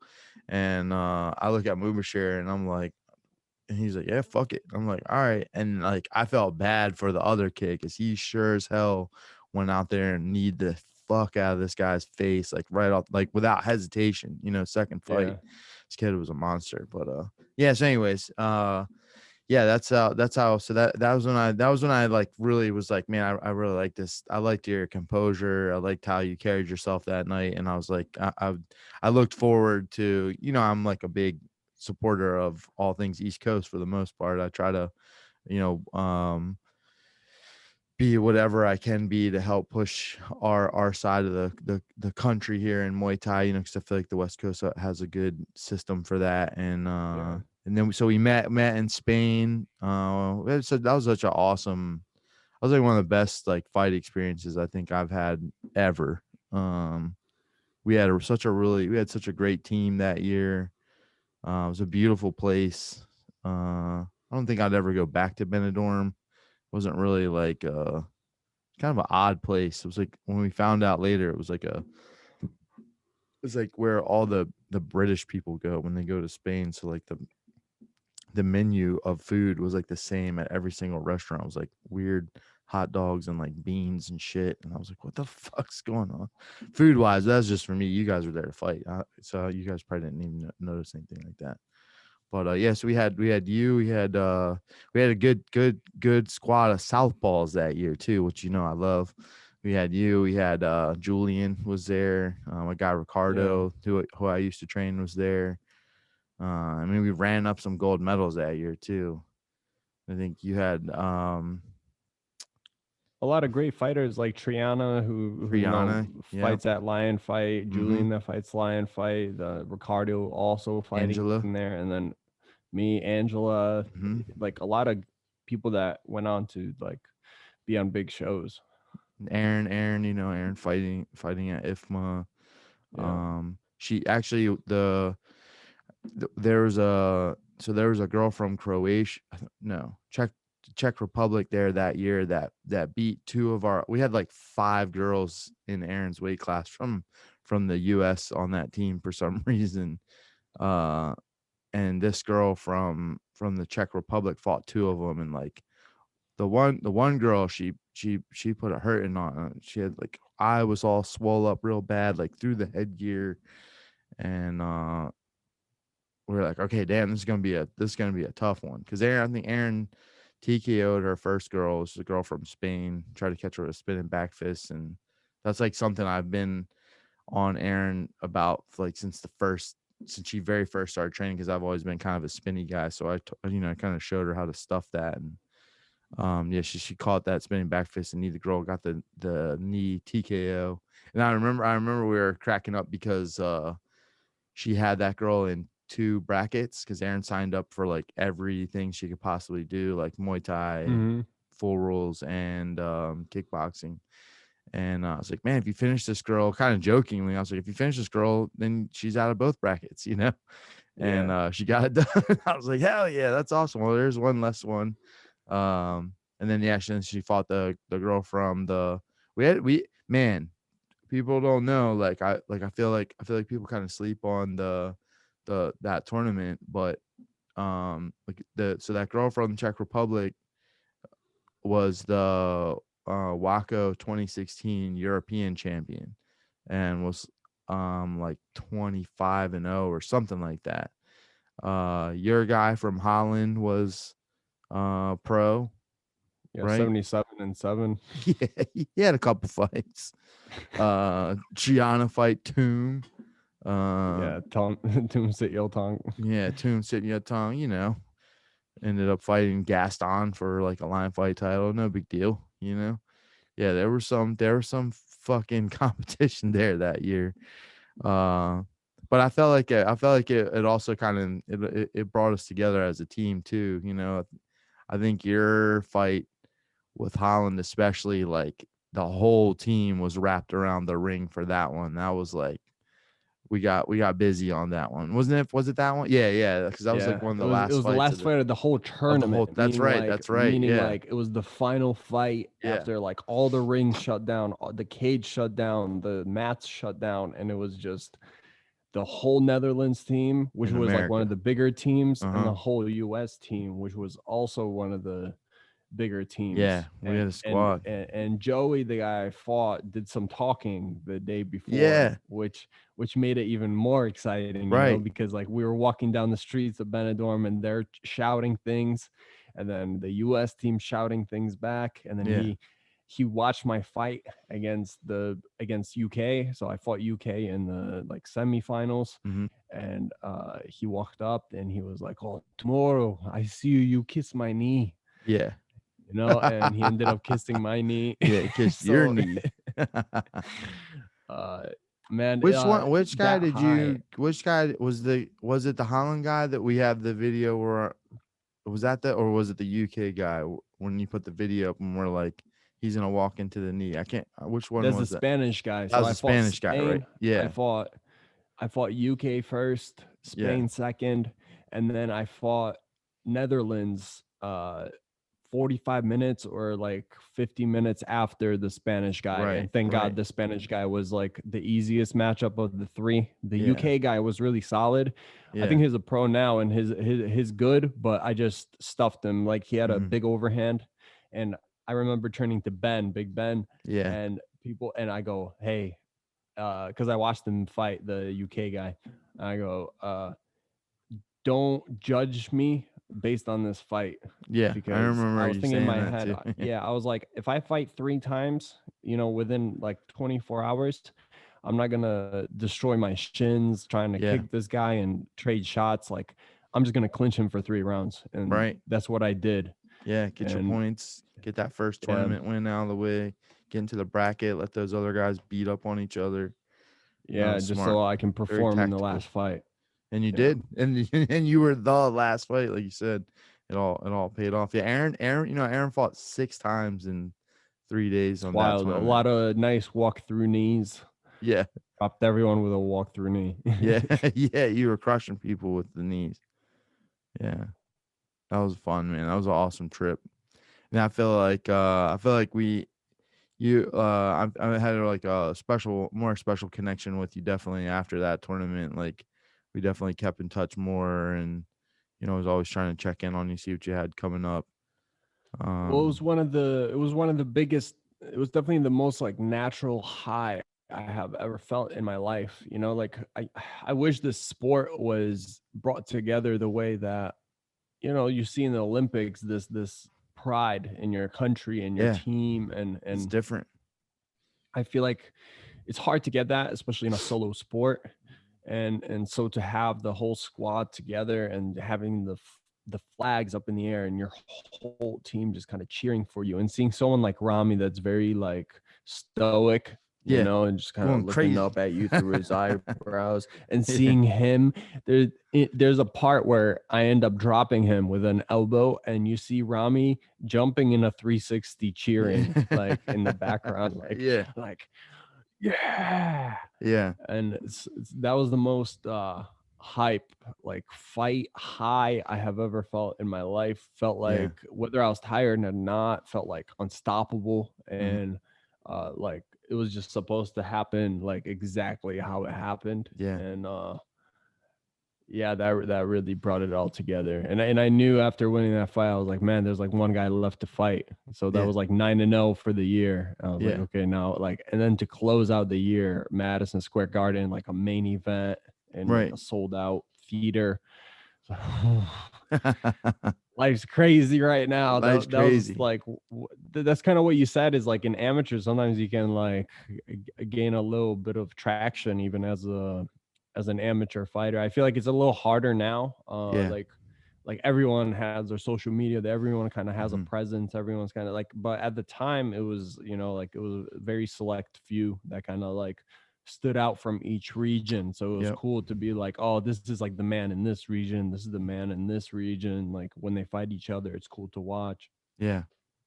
Yeah, there was for me, I've been thinking about it a lot lately, like 2015, 2016, 2017. I feel like we almost had this like golden era of Muay Thai and kickboxing in the United States that like was so it was everything was like really exciting right then for that there was like a 3 year little stretch, and you know a big part of it was Lion Fight opening up and coming to the East Coast, because before like you had to like really be like a big name in the sport to fight on Lion Fight, you know. um and then Do them you think coming to that's the what it was? Is like the because what you saw in Lion Fight was Cyborg, you know, fighting Jorina Jarena Bars, bars, yeah. and you see all these top like ties fighting, you know, Kevin Ross, and then at the same Yeah, time, Glory starts putting on these like 150,000, $250,000 huge tournaments. checks. Yeah, So The New I York, feel like remember the the New York momentum of show? that. Yeah, Risty, when Risty fought and beat Petrosian and Van Roosmalen all in one night. Joe Schilling was on that card. Um, Brian Collette had this vicious head kick knockout on that card. Like there was like a man, that 3 years was like my favorite time to like be in this game that I can ever remember. Like Yeah. there was just so many exciting things going on, you know. Yeah, yeah, like with them coming to the East Coast, and when Christine Toledo was still matchmaking for them, like she still was like you know, with a lot of shows you hit them up and you're like, look, I can sell, if it's like a big important show, you're like, listen, I can sell 50 tickets. Like a lot of shows will be like, oh shit, okay, cool, yeah, we'll get you on. Like so that I always knew like that was always like a part of, for me, like how I would build a relationship with with a lot of the promoters is I would tell them like, listen, we're gonna sell tickets, we're gonna bring a crowd, like, and my guys can fight, you know, so we have like the whole thing, you know. And I remember approaching them about the first East Coast show for to get Pat on as an amateur, because I wanted to start building that relationship up so that when we got people going pro. And yeah, we did, and we did it. You know, we sold 50 tickets from all the way, and you know perfectly Yeah. well how long that fucking drive is from our gym to Foxwoods. Um, and yeah, we, you know, she gave us the opportunity. Pat fought on that first card on the East Coast, and so that was like a huge deal for the gym, because we were the first gym from our area to get online fights. So that was like, even as an amateur, like that was such a huge deal. Like it was such a big deal to do anything like that. And then I think that same year we also got Pat and Jared on line fight. I mean on Glory as well too. So it was like these two promotions that seem like they're never going anywhere, and the Yeah. money's looking awesome, and it's on television, and It was just everything was just so exciting. And then we going to WK Worlds with a huge team and people like double golds, and just everything was just super exciting during that time. And it was just like an awesome time to be in the sport, I feel like. And then things kind of tipped the other way a little bit. I feel like line fight went through its troubles, and some of the stars left and went to different promotions. And them coming off Access, I felt like definitely that hurt, because I think I went through like a whole trouble of like, I don't have cable, so I had to have like all these crazy things rigged up to just even watch Yeah. Access. But I went through anything. Like if I had to have like hire somebody to stand up on the roof and like hold 2 boxes of tinfoil with a plug up their ass or something to watch Access TV, like it was going down, it was just such a, it was all so important, and you needed to like be a part of it and get it somehow. So yeah, as that stuff started to go the other way, it felt like the whole sport kind of shifted a little bit, like but I feel like, and then because also at the time it was really hard to get Americans on Glory. Like they weren't like on the televised show. Like we got on like the under card at like 4 o'clock and shit, you know what I mean? Which was still fucking awesome. Like the first one that we had the guys fight on was, there were some big fights on there. Nikki, well, there was like a 4-man tournament for that one. And it was like Nikki and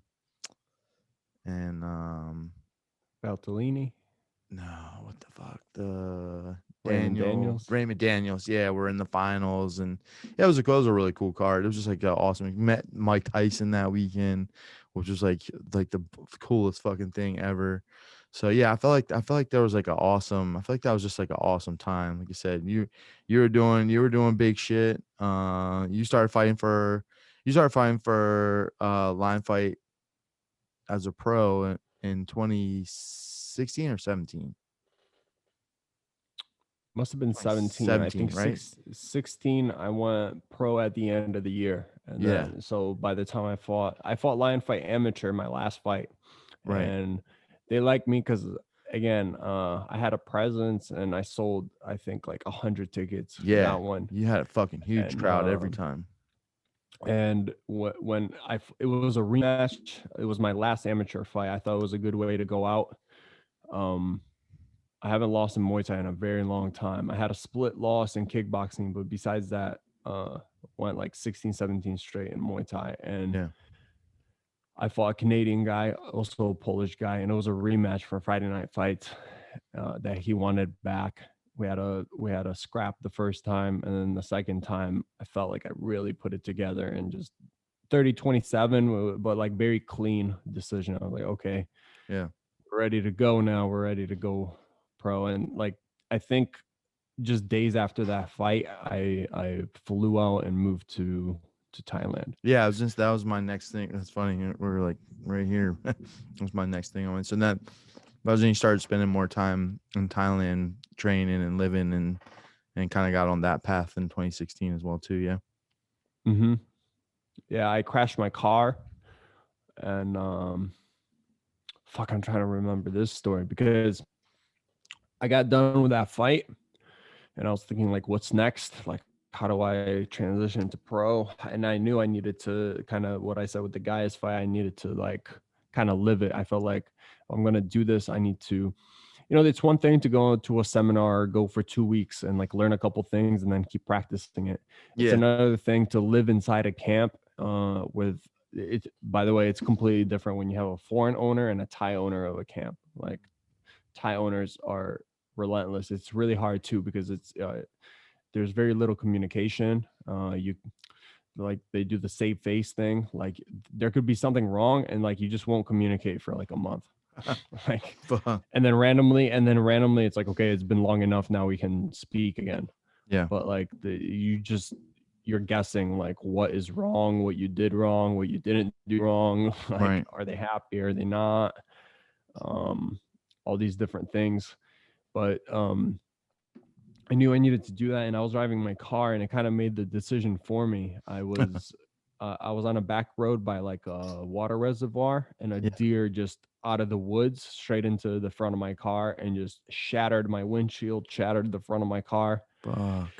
uh, and the car got totaled. Yeah. So I was sitting in, I remember Starbucks next to my college, right, like I think I was just like a month away from graduation, and I'm sitting there, and there was this guy like sitting at a table right in front of me, and he was like, "You kind of look like you're guessing what the next step in life is."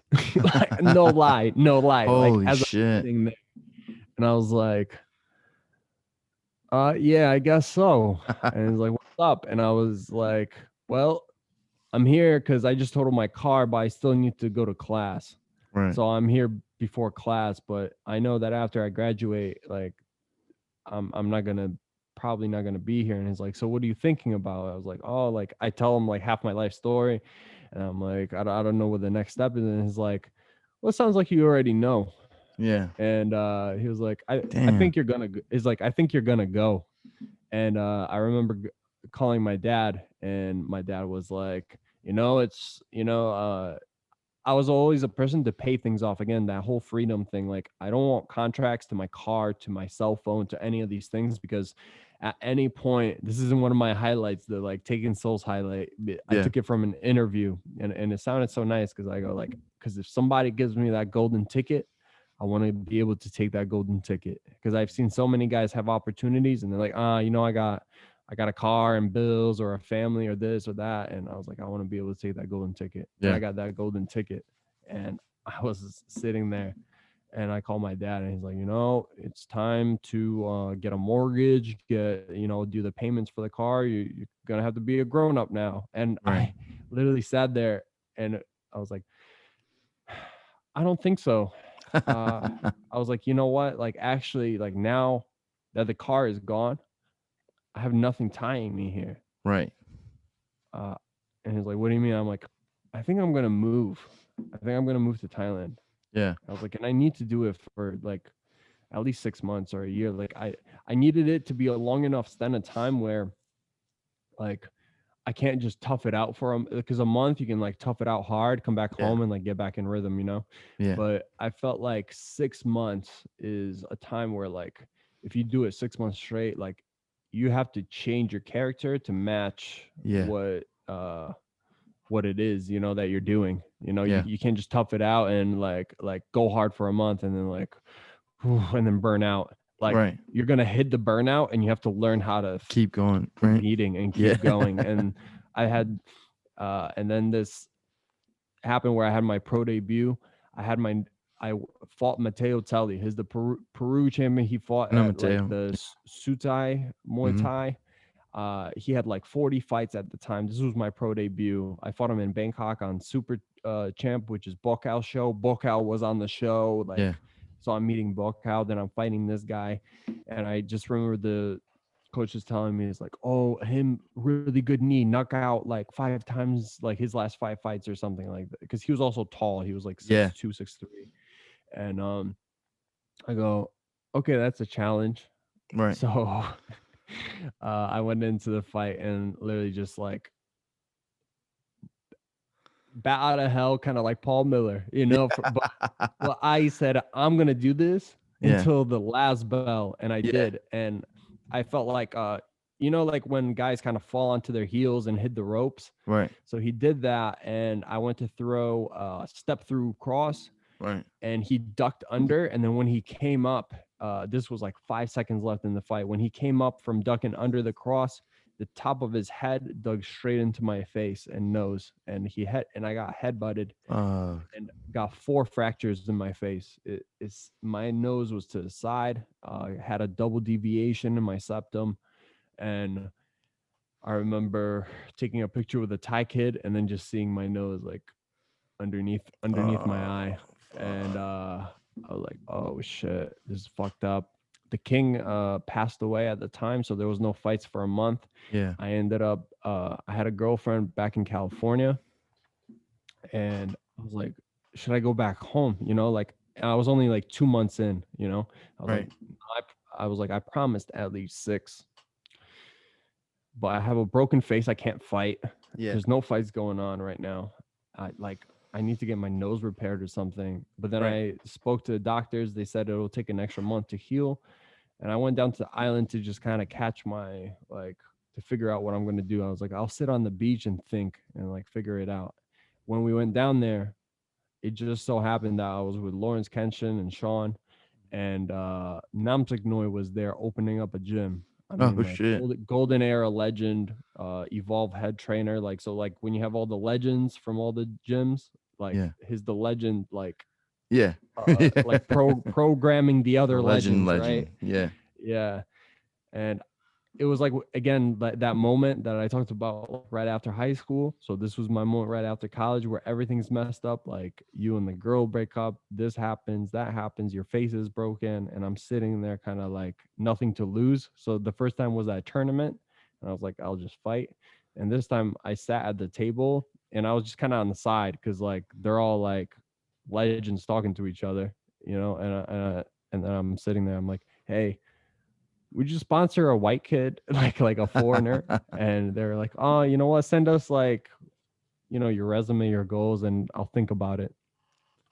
And so he goes, you know what? Why don't you come by the gym? I have a surprise for you for your first training session. Yeah. We'll talk. And I go, okay. I come and there's no one at the gym. So they were still building the gym. Right. All I see is like 30 Muslim people, like Thai people sitting like around the stage. And then there's the boxing ring. And he goes, okay, put on your gloves. We're going to hit pads. I think we hit for like 25 straight minutes. Right. Damn. And his whole family was watching me for Right. 25 straight Holy shit. minutes. And I was like, oh, well, I can't be tired. I can't show Yeah. anything. Yeah. And like, I just kind of dug deep and finished it off. And then the next day they're like, okay, like you can move into the gym.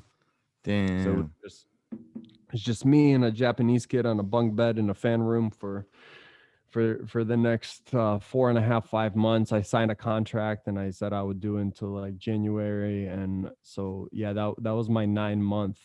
I ended up fulfilling what I said I'm going to fulfill. I did my 9 months. I got to 4-0. I got my call from Lion Fight to come and fight, one of the guys, and I ended up asking for Brett, and Yeah. yeah, that's kind of where it led. Yeah. That was an awesome fight. Um, I really enjoy it. People really enjoy the chip one, but like because they like people just slugging each other in the face, I yeah. guess. But I enjoyed that one because it was I wanted to like test myself technically. I could have done other things. I could have just like walk like a zombie and just like try to be the more fit, conditioned fighter, Yeah. trying to smother or whatever. But like I fought that very like exchange for exchange. Who's more technically sound here Mm-hmm. against a guy that has proven to be one of the more technically sound like Muay Thai fighters in the States in that weight class. Yeah. Dude, he's tricky too, man. I remember I was excited for that fight for you because, like I said, obviously at that going in at that point, like I'm a huge fan. I feel like we're boys at that point too. So, rooting for you, wanting to see you win that fight, Mm-hmm. and and I know that's like a just like just like you said, just like you did as an amateur, when you hit a certain point and you're like, okay, now it's time to fight the Gaiuses and the aerials and stuff like that. And like, I know I'm that level, but it's time to do that and see what I can fix, and see where I can shine and that type of thing. And yeah, yeah, Brett's on top of being good and everybody knowing how good he is, he's tricky too, because Mm-hmm. he's good at, he'll go to the ropes, he'll put himself on the ropes, back to the ropes, and make it look like he's almost like he's in danger, but it's like he wants to be there, and he's got tricks there, and he's a fucking that was a big jump, like Huge. yeah, Like huge. I fought a lot of like young promising guys, experienced guys that way. but this was like one of the veteran moves, Mm, because I remember being like at Bally's when Take On was happening, and like fighting his student yeah. when I had 5 fights, and I Right. Now you're fighting remember the coach. Yeah. Yeah. the actual guy, Right. I was cornering Sturgos at Warriors Cup, and then I see Brett beating Cyrus Cyrus Washington for Washington. like Yeah. for Yeah. the WBC We title, were and at that one too. I'm just watching it like, oh man, and And he then did, and having man, he looked great. That was like one of Brett's best fights too, and obviously Cyrus is a fucking monster.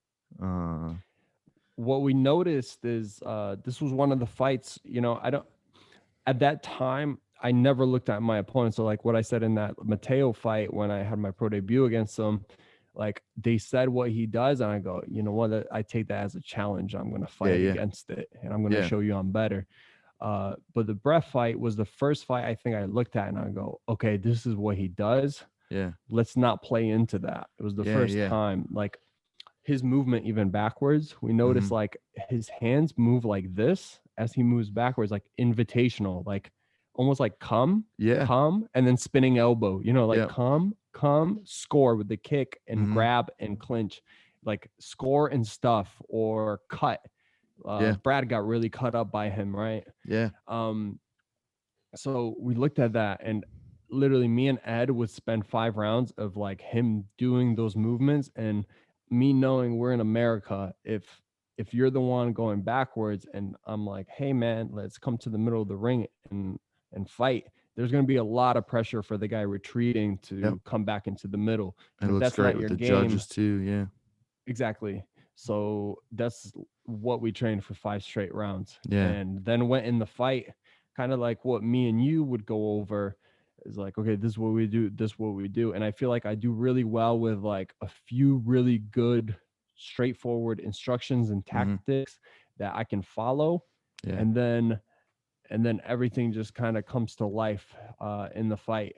And I really miss that, and I'm actually like going back to it for the first time here in Thailand. A lot of times you see the Thai fighters, they fight every other week, right. so there's not much like talk like, this is the style, this is your style, this is what we're going to do. There's Yeah, not a lot of talk like of tactics. It's like you're just getting better as a fighter, right. and then you're fighting as a checkpoint, and then doing it all over again. But now that I'm at a gym, I realized again, like looking into your discomfort, all that, like I feel like I checked all that off the Yeah, box. Now I just need to train as a professional. So I'm at a gym where it's a Western run program, a Western head like owner of the gym, and then also have the benefit of having the Thai trainers, the 4 to 6 hours of training every single day. But we can communicate, and yeah. That's dope. we can strategize, and we can work on tactics Yeah, and on all these things, and like grow and level up together, where we kind of communicate our ideas back and forth. yeah. Not to like sound cocky in any sort of way, but like I'm very objective with who I am, and every fight that I lost, like there's like two convincing fights, right? One is against Troy, one is against Chip. Those are like the two losses that I feel like were like true losses. And I objectively looked at those fights before the fights, where I was like, this is what I can do, this is what they can do, and the Right. probability of them doing them are higher at this point of my career. I go, this would be a great fight, like in a year's time, where I Yeah, gain this experience. This is where I get good. And both of which were like really forced down my throat. And and then me like going to my corners, or like my team, and then being confident in me, but me being like, this game plan works well here, but it doesn't work well here. And both of those fights were the only convincing fights that I lost, and yeah, they were the ones where I felt like the strategy wasn't what it should have been. yeah. That's always so tough. That's always so I tough. think it's important now that like I get the input as well, because I look at things again objectively. So like if you're the coach, you have to look at all your fighters, and you have to spend time looking at all the fighters. Mm-hmm. I know a lot of fighters don't study themselves enough, their opponents enough, but like I'm willing to sit there and look at the technical aspect, look at like what they do emotionally, what they like I try to do within the fight, outside of the fight to Yeah, win, and I study, and I can do that every fucking day, and I can put in more hours than anyone else can, and know myself better than anyone else can, and then I can like bring that to the table and be like, coach, this is where I don't feel comfortable, this is where I do feel comfortable, Yeah. like what do we do from here, and then like we can both discuss and like form a game plan around it. Yeah. Yeah, I think I recognized what you did with Brett, and I was like, yeah, that's what I'm talking about. Because that would have been the first. If you know, we didn't work together at all for that fight, obviously, but that's 100% what the first thing that I would have been telling you too. I would have been like, when he goes to the ropes, stay in the middle and be like, Mm-hmm. "What's up?" You know, Yeah. exactly, because obviously that's where he feels most comfortable, and because he feels comfortable and knows what to do there, he fights well. He fights well from there. I think he had his back on the ropes with Cyrus the entire fight. And Cyrus is incredible offense too. So Yeah. you would think normally that would be a bad spot, but he made it work for him. Um, yeah, yeah, that was a super smart game plan. I mean, it's like probably the most important thing you could have done. Um, I'm trying to think. We didn't work for the chip bite, but I was there, so No, I was in CSA for that yeah, that's fight. right, that's Um, right. You and moved that out there for a really little bit. yeah, I moved out. I stayed in Oakland for like it was like 3.5 weeks. So I spent like the majority of the last month before the fight Yeah, there. And again, it was that time where I was like, oh, I need to do the best in this, and this. So like I was looking like, okay, I need to get better boxing. I'm gonna go into Golden Gloves. I need hmm to do better clinching. I need to move to Thailand. And I checked that off. And then I was like, okay, I need to learn like the best. Maybe I was looking at the Lion Fight titles. I'm like, this is like one of the American gyms that's yeah, produced a number of them. I go, okay, so that's like what I need to do. Um, and obviously, like they had the recipe with those specific fighters. And then when I went, I had amazing training. You know, like when you mhm. go between Gina Carano to Kevin Ross to Yeah, Gaston to Eddie to like a Zoila, number of UFC yeah, guys. You know, those are great rounds when you have 10 straight rounds like with right, that caliber of a fighter. Uh and that's where I think they like really shine is like the prestige and the number of elite fighters kind of like raising each other's, you know, mhm, raising the bar for each other yeah, and making each other perform uh better. Um but it was one of those moments where it's just like the way I do things and then the way they do things, and it's just like not the perfect match. yeah, Not yeah. not that like Sometimes it is like that, right? one is like right or one is not right. Is just that like again what I said is like I need like communication with you, and I'm like, oh, I don't feel comfortable with this, so, do with this. I need that. Yeah, And I felt like we went over like specific rules that like just was like, oh, I don't feel like super comfortable with it, but I get it because it like worked super well for a number of the other fighters, right? right.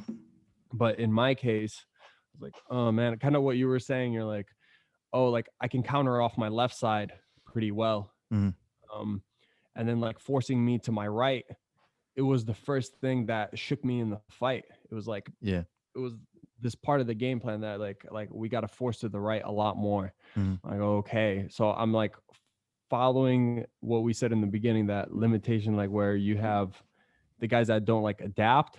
And yeah, again, that ends up being on me, right? Like I got to take that. Like if I get hit with it, I got to adapt. But I'm like, no, is the game plan. Like we're shifting to the right, to the right, yeah. to the right. And I would get the ring cut off and Mhm. I would still be like, I'm supposed shift to to be the over right, there. even though there's no Yeah, room, even though yeah, there's no room, yeah, because I'm yeah, like, yeah, you know, when you get like yelled at for something, yeah, so you're like, I'm more scared of like being yelled at for it yeah. again than I am of getting hit by this guy in front of Of me. course, because also then and subconsciously in the back of your mind, if you didn't do it, it's your fault too, you know? So Exactly. yeah, it's your fault because you didn't do So, it. You didn't do the game and it plan. happened in the Yeah, it's first tough. round. Like in the first, it was like in the first minute, I'm like jabbing, teeping, things feel good. Mhm. And then the ring gets cut off and I go, to the right. and Yeah. I get smacked with the lead hook from the blind side, you know, because Hmm. that hook, even though they're to the inside and you have your power facing them, that hook can be blinding, right? Oh, it's yeah. And That's where I if like you to cut, throw it when I'm yeah, going if you against cut too tight, against southpaw. I actually like to put my foot inside the lead foot to throw that hook because just a bait. it's hard to see, and when it's hard to see, it hits harder, and you actually have, if you land it, you actually have more leverage than you do outside because you're not as far away. So, yeah, it's a tricky.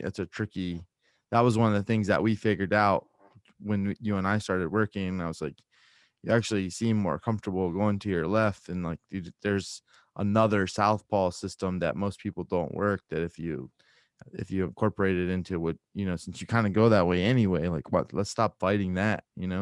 I think that was the You know, thing I that don't we kind of even figured out. do it anymore, but just the freedom of being able to adjust on the fly, that Yeah. it's there, Hmm. the freedom of it has like helped my lead side way better. And now I Yeah. just know that since I am long, there's no reason why I should be cutting tight to the lead, Hmm. right? Like I cut really wide to the lead side. And then if we are tight on the lead, then I can go really wide on the rear, and I'm really tall. So even Yeah. if you're reaching, meaning Right. like when you pull back that far, you're reaching a lot. So like I think about the things that are really tough and difficult for me when I'm against a southpaw. So like Yeah. people are like, "Oh, you got to like get them to your lead side." But what if I'm like getting the lead hand control and they're just running away, like they're Right. like moving with the control? Yeah. Then I'm not putting them where I want them. They're No. too far away from my power side. So I'm just thinking about the things that annoy me and Hmm. then using that. Yeah. Yeah. That's what it boils down to. I think with I try to make sure our southpaws have, the outside the lead foot system and the inside the lead foot system. And then once you have the knowledge, like you said, I feel like you don't care anymore. You just stand there and you're like, oh, you want to go that way? Cool. You just kind of Yeah, let this is them what we got. dictate. This is Yeah. what we got. All right, I'm gonna do this then. Oh, you're going this way now? Cool. I'm gonna do this. And then you're more relaxed, and it's just kind of, you get into that flow state. And I feel like everything kind of starts to just click a little bit more. When did you hook up with Sean? When did you guys start doing like stuff together?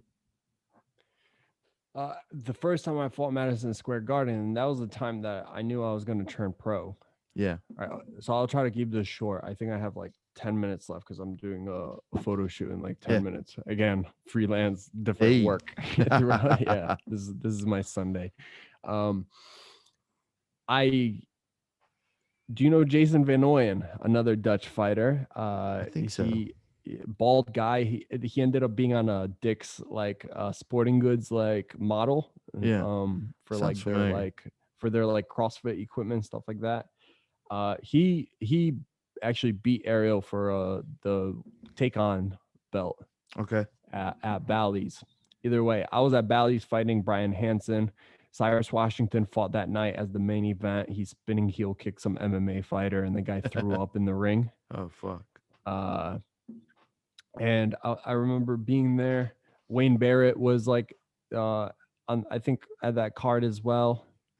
Um, Either way, I was in the back and I'm hitting pads getting ready. And I see this Dutch guy, by the way, he's like full Dutch, speaks a full Dutch, doesn't like his English is kind of broken, and Yeah. his smashing the pads like Dutch style, like bop, bop, bop, bop, bop, bop, bop, Yeah. bop, bop.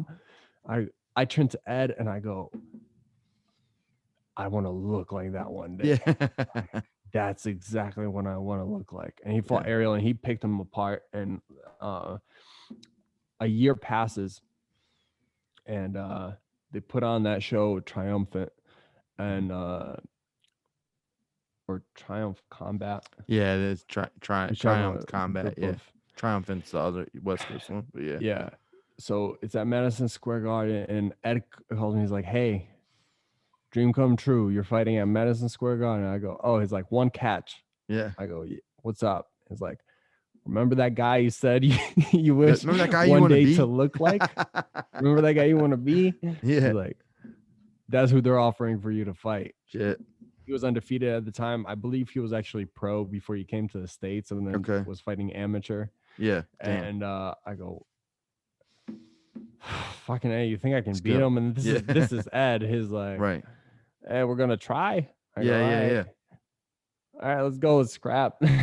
And I dropped him with a head kick in the second round. And when that happened, it's like you might have seen one of my highlights, like my foot kind of like slapping across the face. The guy gets like wobbling in the corner. He tries to get back up, he gets wobbly again. And that moment was when I thought to myself, like, whoa, Yeah. I can do this. I'm fucking Like good. I was in clinical practice in school. I Yeah. was working 25 hours as a waiter at Yeah. Chili's. I was doing clinical practice. I was doing study. I was doing that rotation in the hospital, and then I was also fighting like twice a semester.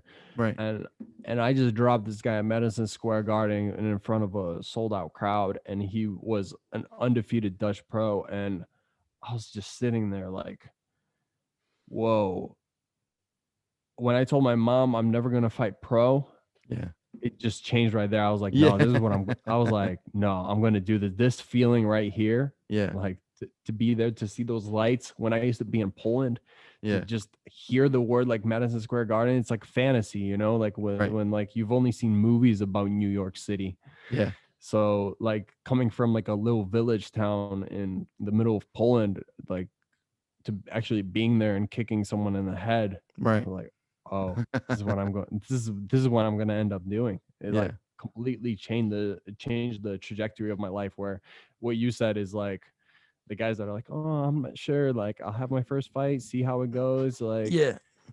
it was there, like where it kind of like went from that, like, oh, I'll see like how it goes. Doing pretty good so far. Let's see Right. what the next challenge is. Like when that happened, I was like, oh, all right, It all kicked in. That was the moment. yeah. That's sick, man. And so is that where you and Sean like linked up? He did a pod, so he was still doing his solo podcast, Yeah. and he did it about that fight. He was like, Okay. oh, He did it you know, about the you're fighting at MSG, like this is a big fight, this type of right. thing. We talked, and then I ended up doing my first stint out in Thailand for, it was like 5-6 weeks, Yeah. and we ended up staying in the same like little bungalow complex. Man, then he was living in a $150 an out $150 a month hut. Like it it was so ghetto. Like they had like lizards and like little rodents going through their place, Yeah. and we ended up getting a slightly nicer, like that, but with an AC. I think he only had a fan at the time, Right. and we ended up being at the same place, training there for like 5 weeks. I ended up doing some video work for him, and then we just like became friends from there. But like we Yeah. already knew each other just based on like my coach fighting him Oh at the yeah. Yeah. first fight night. What I said is like the first time I ever fought, Sean fought Matt, and I Okay. remember like That's right. Sean was Yeah. one of the only people I heard of being in Thailand. I remember he had like a Buddha tattoo, Yeah. and Matt was fighting him, and I go, oh shit, I don't know, man. The dude, the dude went to Thailand He's for been like, there. yeah, has been to the actual Yeah. Thailand, and he has like a Buddha on him. I don't know, Yeah. dude. Yeah.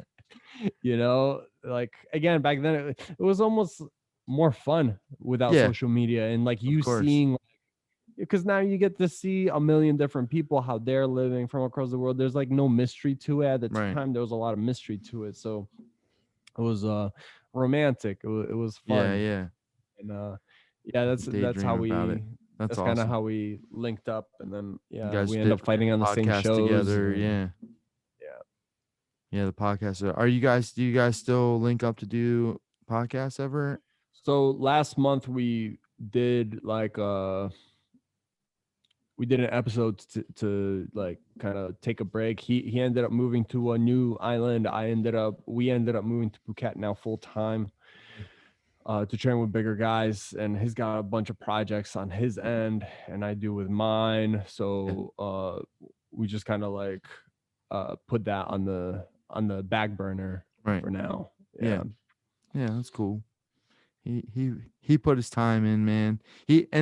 Again, uh that was during, that 2015 and 2017 time. Like, even that, like, his podcast was like a big deal. He Yeah. was getting all the big people on there. I remember, I don't even know what I had done at that point, but he had me on, and I was like, holy shit, like, I'm gonna be on the Muay Thai guy podcast. Yeah, I Yeah. still to this day, like, and then you guys had me on, I think after we got back from IFMA. Um, Yep. yeah, and I forget, I think Sean was just being cool and like brought me on the first time, which was like such a big deal back then, because like everybody else was like, Tiffany Van Sos and like Kevin Ross and Yeah, that's the thing about Sean, like from day one until now. He's just always just try to like help grow people. mm-hmm. I know certain people. I remember kind of having to. There was like one point where like some of the traditionalists like didn't like what he was doing, Yeah, for sure. because he was like using social media as a platform to Yeah, boost it. yeah, Now that like everyone's doing it now, right? But yep. at the He was time, ahead of the game. just no one else was doing it, and he was just a little bit ahead of the game. Yeah, And just knowing him personally, like where it was all coming from, like he, he's never been like privately in the back, like, hey man, like this is what we're doing, and we're gonna yeah, take over and blah blah blah. Like these yeah, plans, like his plans always been like, oh, this sounds awesome, like to push this way. And then like when people ask questions, like it's gotten to a point now where like he kind of waves people off just because like there's a ton of people that say they want to do certain things, like they want to be a champion fighter, or they want to run their own blog, or they want to run their own thing, and yeah. they don't actually like put in the work. They're just like they just want to speak to you, almost like they Mm. want to ask advice, but like they just have like They're question not. after Yeah, question, they're not yeah, even yeah. listening to the answers, type of No, thing. I understand.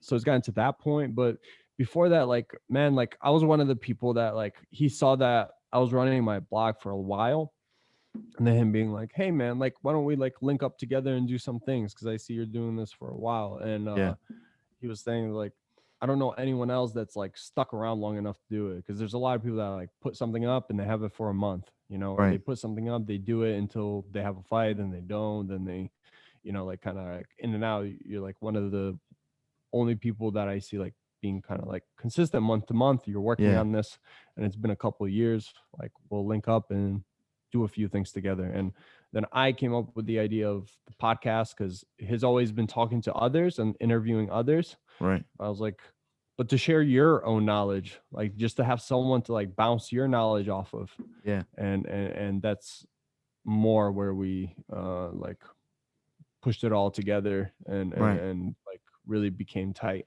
Yeah, yeah. He's a hell of a guy. Like I said, that timing was, everything was so exciting with all the stuff that was going on and him doing his thing, and um inspired me even a little bit too, because I think my intentions have always been to do whatever I could to like bring some type of unity into this thing, because it can be so cutthroat. Like, even in my own area, like there's a lot of like cutthroatness about, like, gyms want to be the best gym in the area, and I'm like, I don't give a Yeah. shit about that. Like, I want, like, you see where we fought, we've always fought at like Warriors Cup in Trinity, and I very rarely even fought in this area, because I was always worried that like it wasn't gonna do us as much good, like if you wouldn't have, you wouldn't have known who I was or who Level Up was if we only fought at like shows in Virginia and stuff like that. Like, it didn't really do much for the sport to just fight in this area. I was always kind of about that. And then as I started meeting people, just trying to figure out different ways to bring people together, and I always felt like Sean had that sight back then too, Hmm. with what he was doing, like with the podcast and the website, and even the training camps and stuff like that that you guys did Yeah. together, just trying to make just bring people together a little bit Yeah. more, and create that audience, which was what was necessary to get line fights, glories, triumphant all these other shows, like we need that audience built by somebody, so that, and somebody directing and being like, all right guys, like everybody tune in and watch the show now, because this is how these fighters are going to get paid if we're all, you know, kind of tuned in a little bit. um Yeah, and I mean, I remember you saying this. I mean, like even when things were popping, like you pushing, like, "Hey, make sure you keep supporting, you keep watching." Like yeah, this is what keeps it.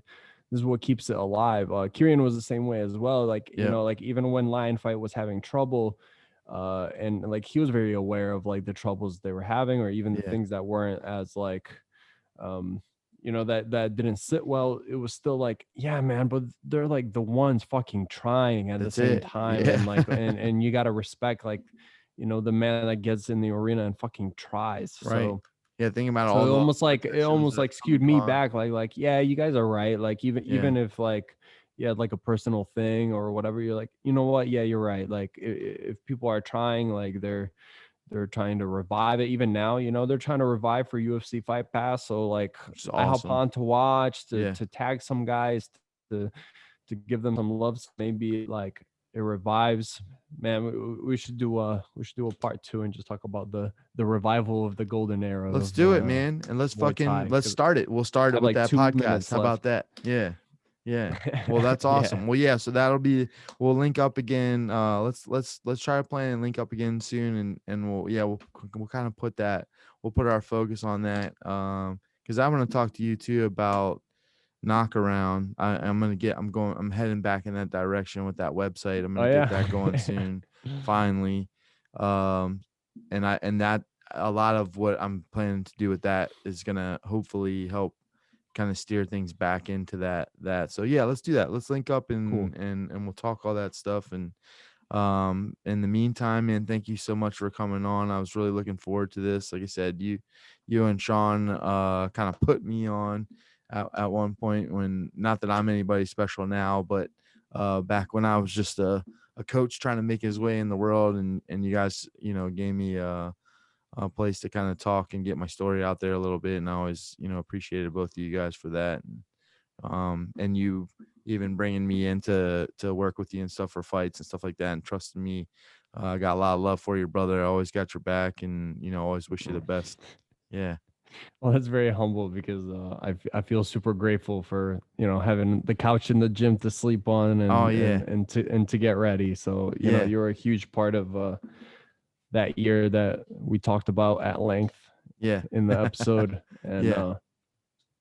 yeah, sometimes like it's good and refreshing to see, like, oh, like to have someone kind of redefine, like, you could do things a different way, Mhm. and or like you can do it with a different attitude, and like it doesn't have to be the way that the blueprint was always set up. And I feel like Yeah. you've been one of those people. So yeah, thank you for that. I appreciate that about you. Of course, brother. All right, guys. Well, thanks for tuning in.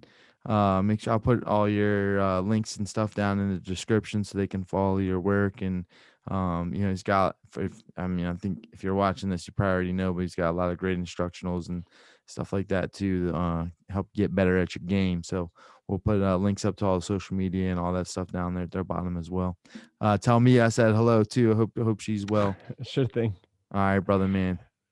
All right, thank you so much, coach. Take Yes, care. sir. All right, brother. Peace.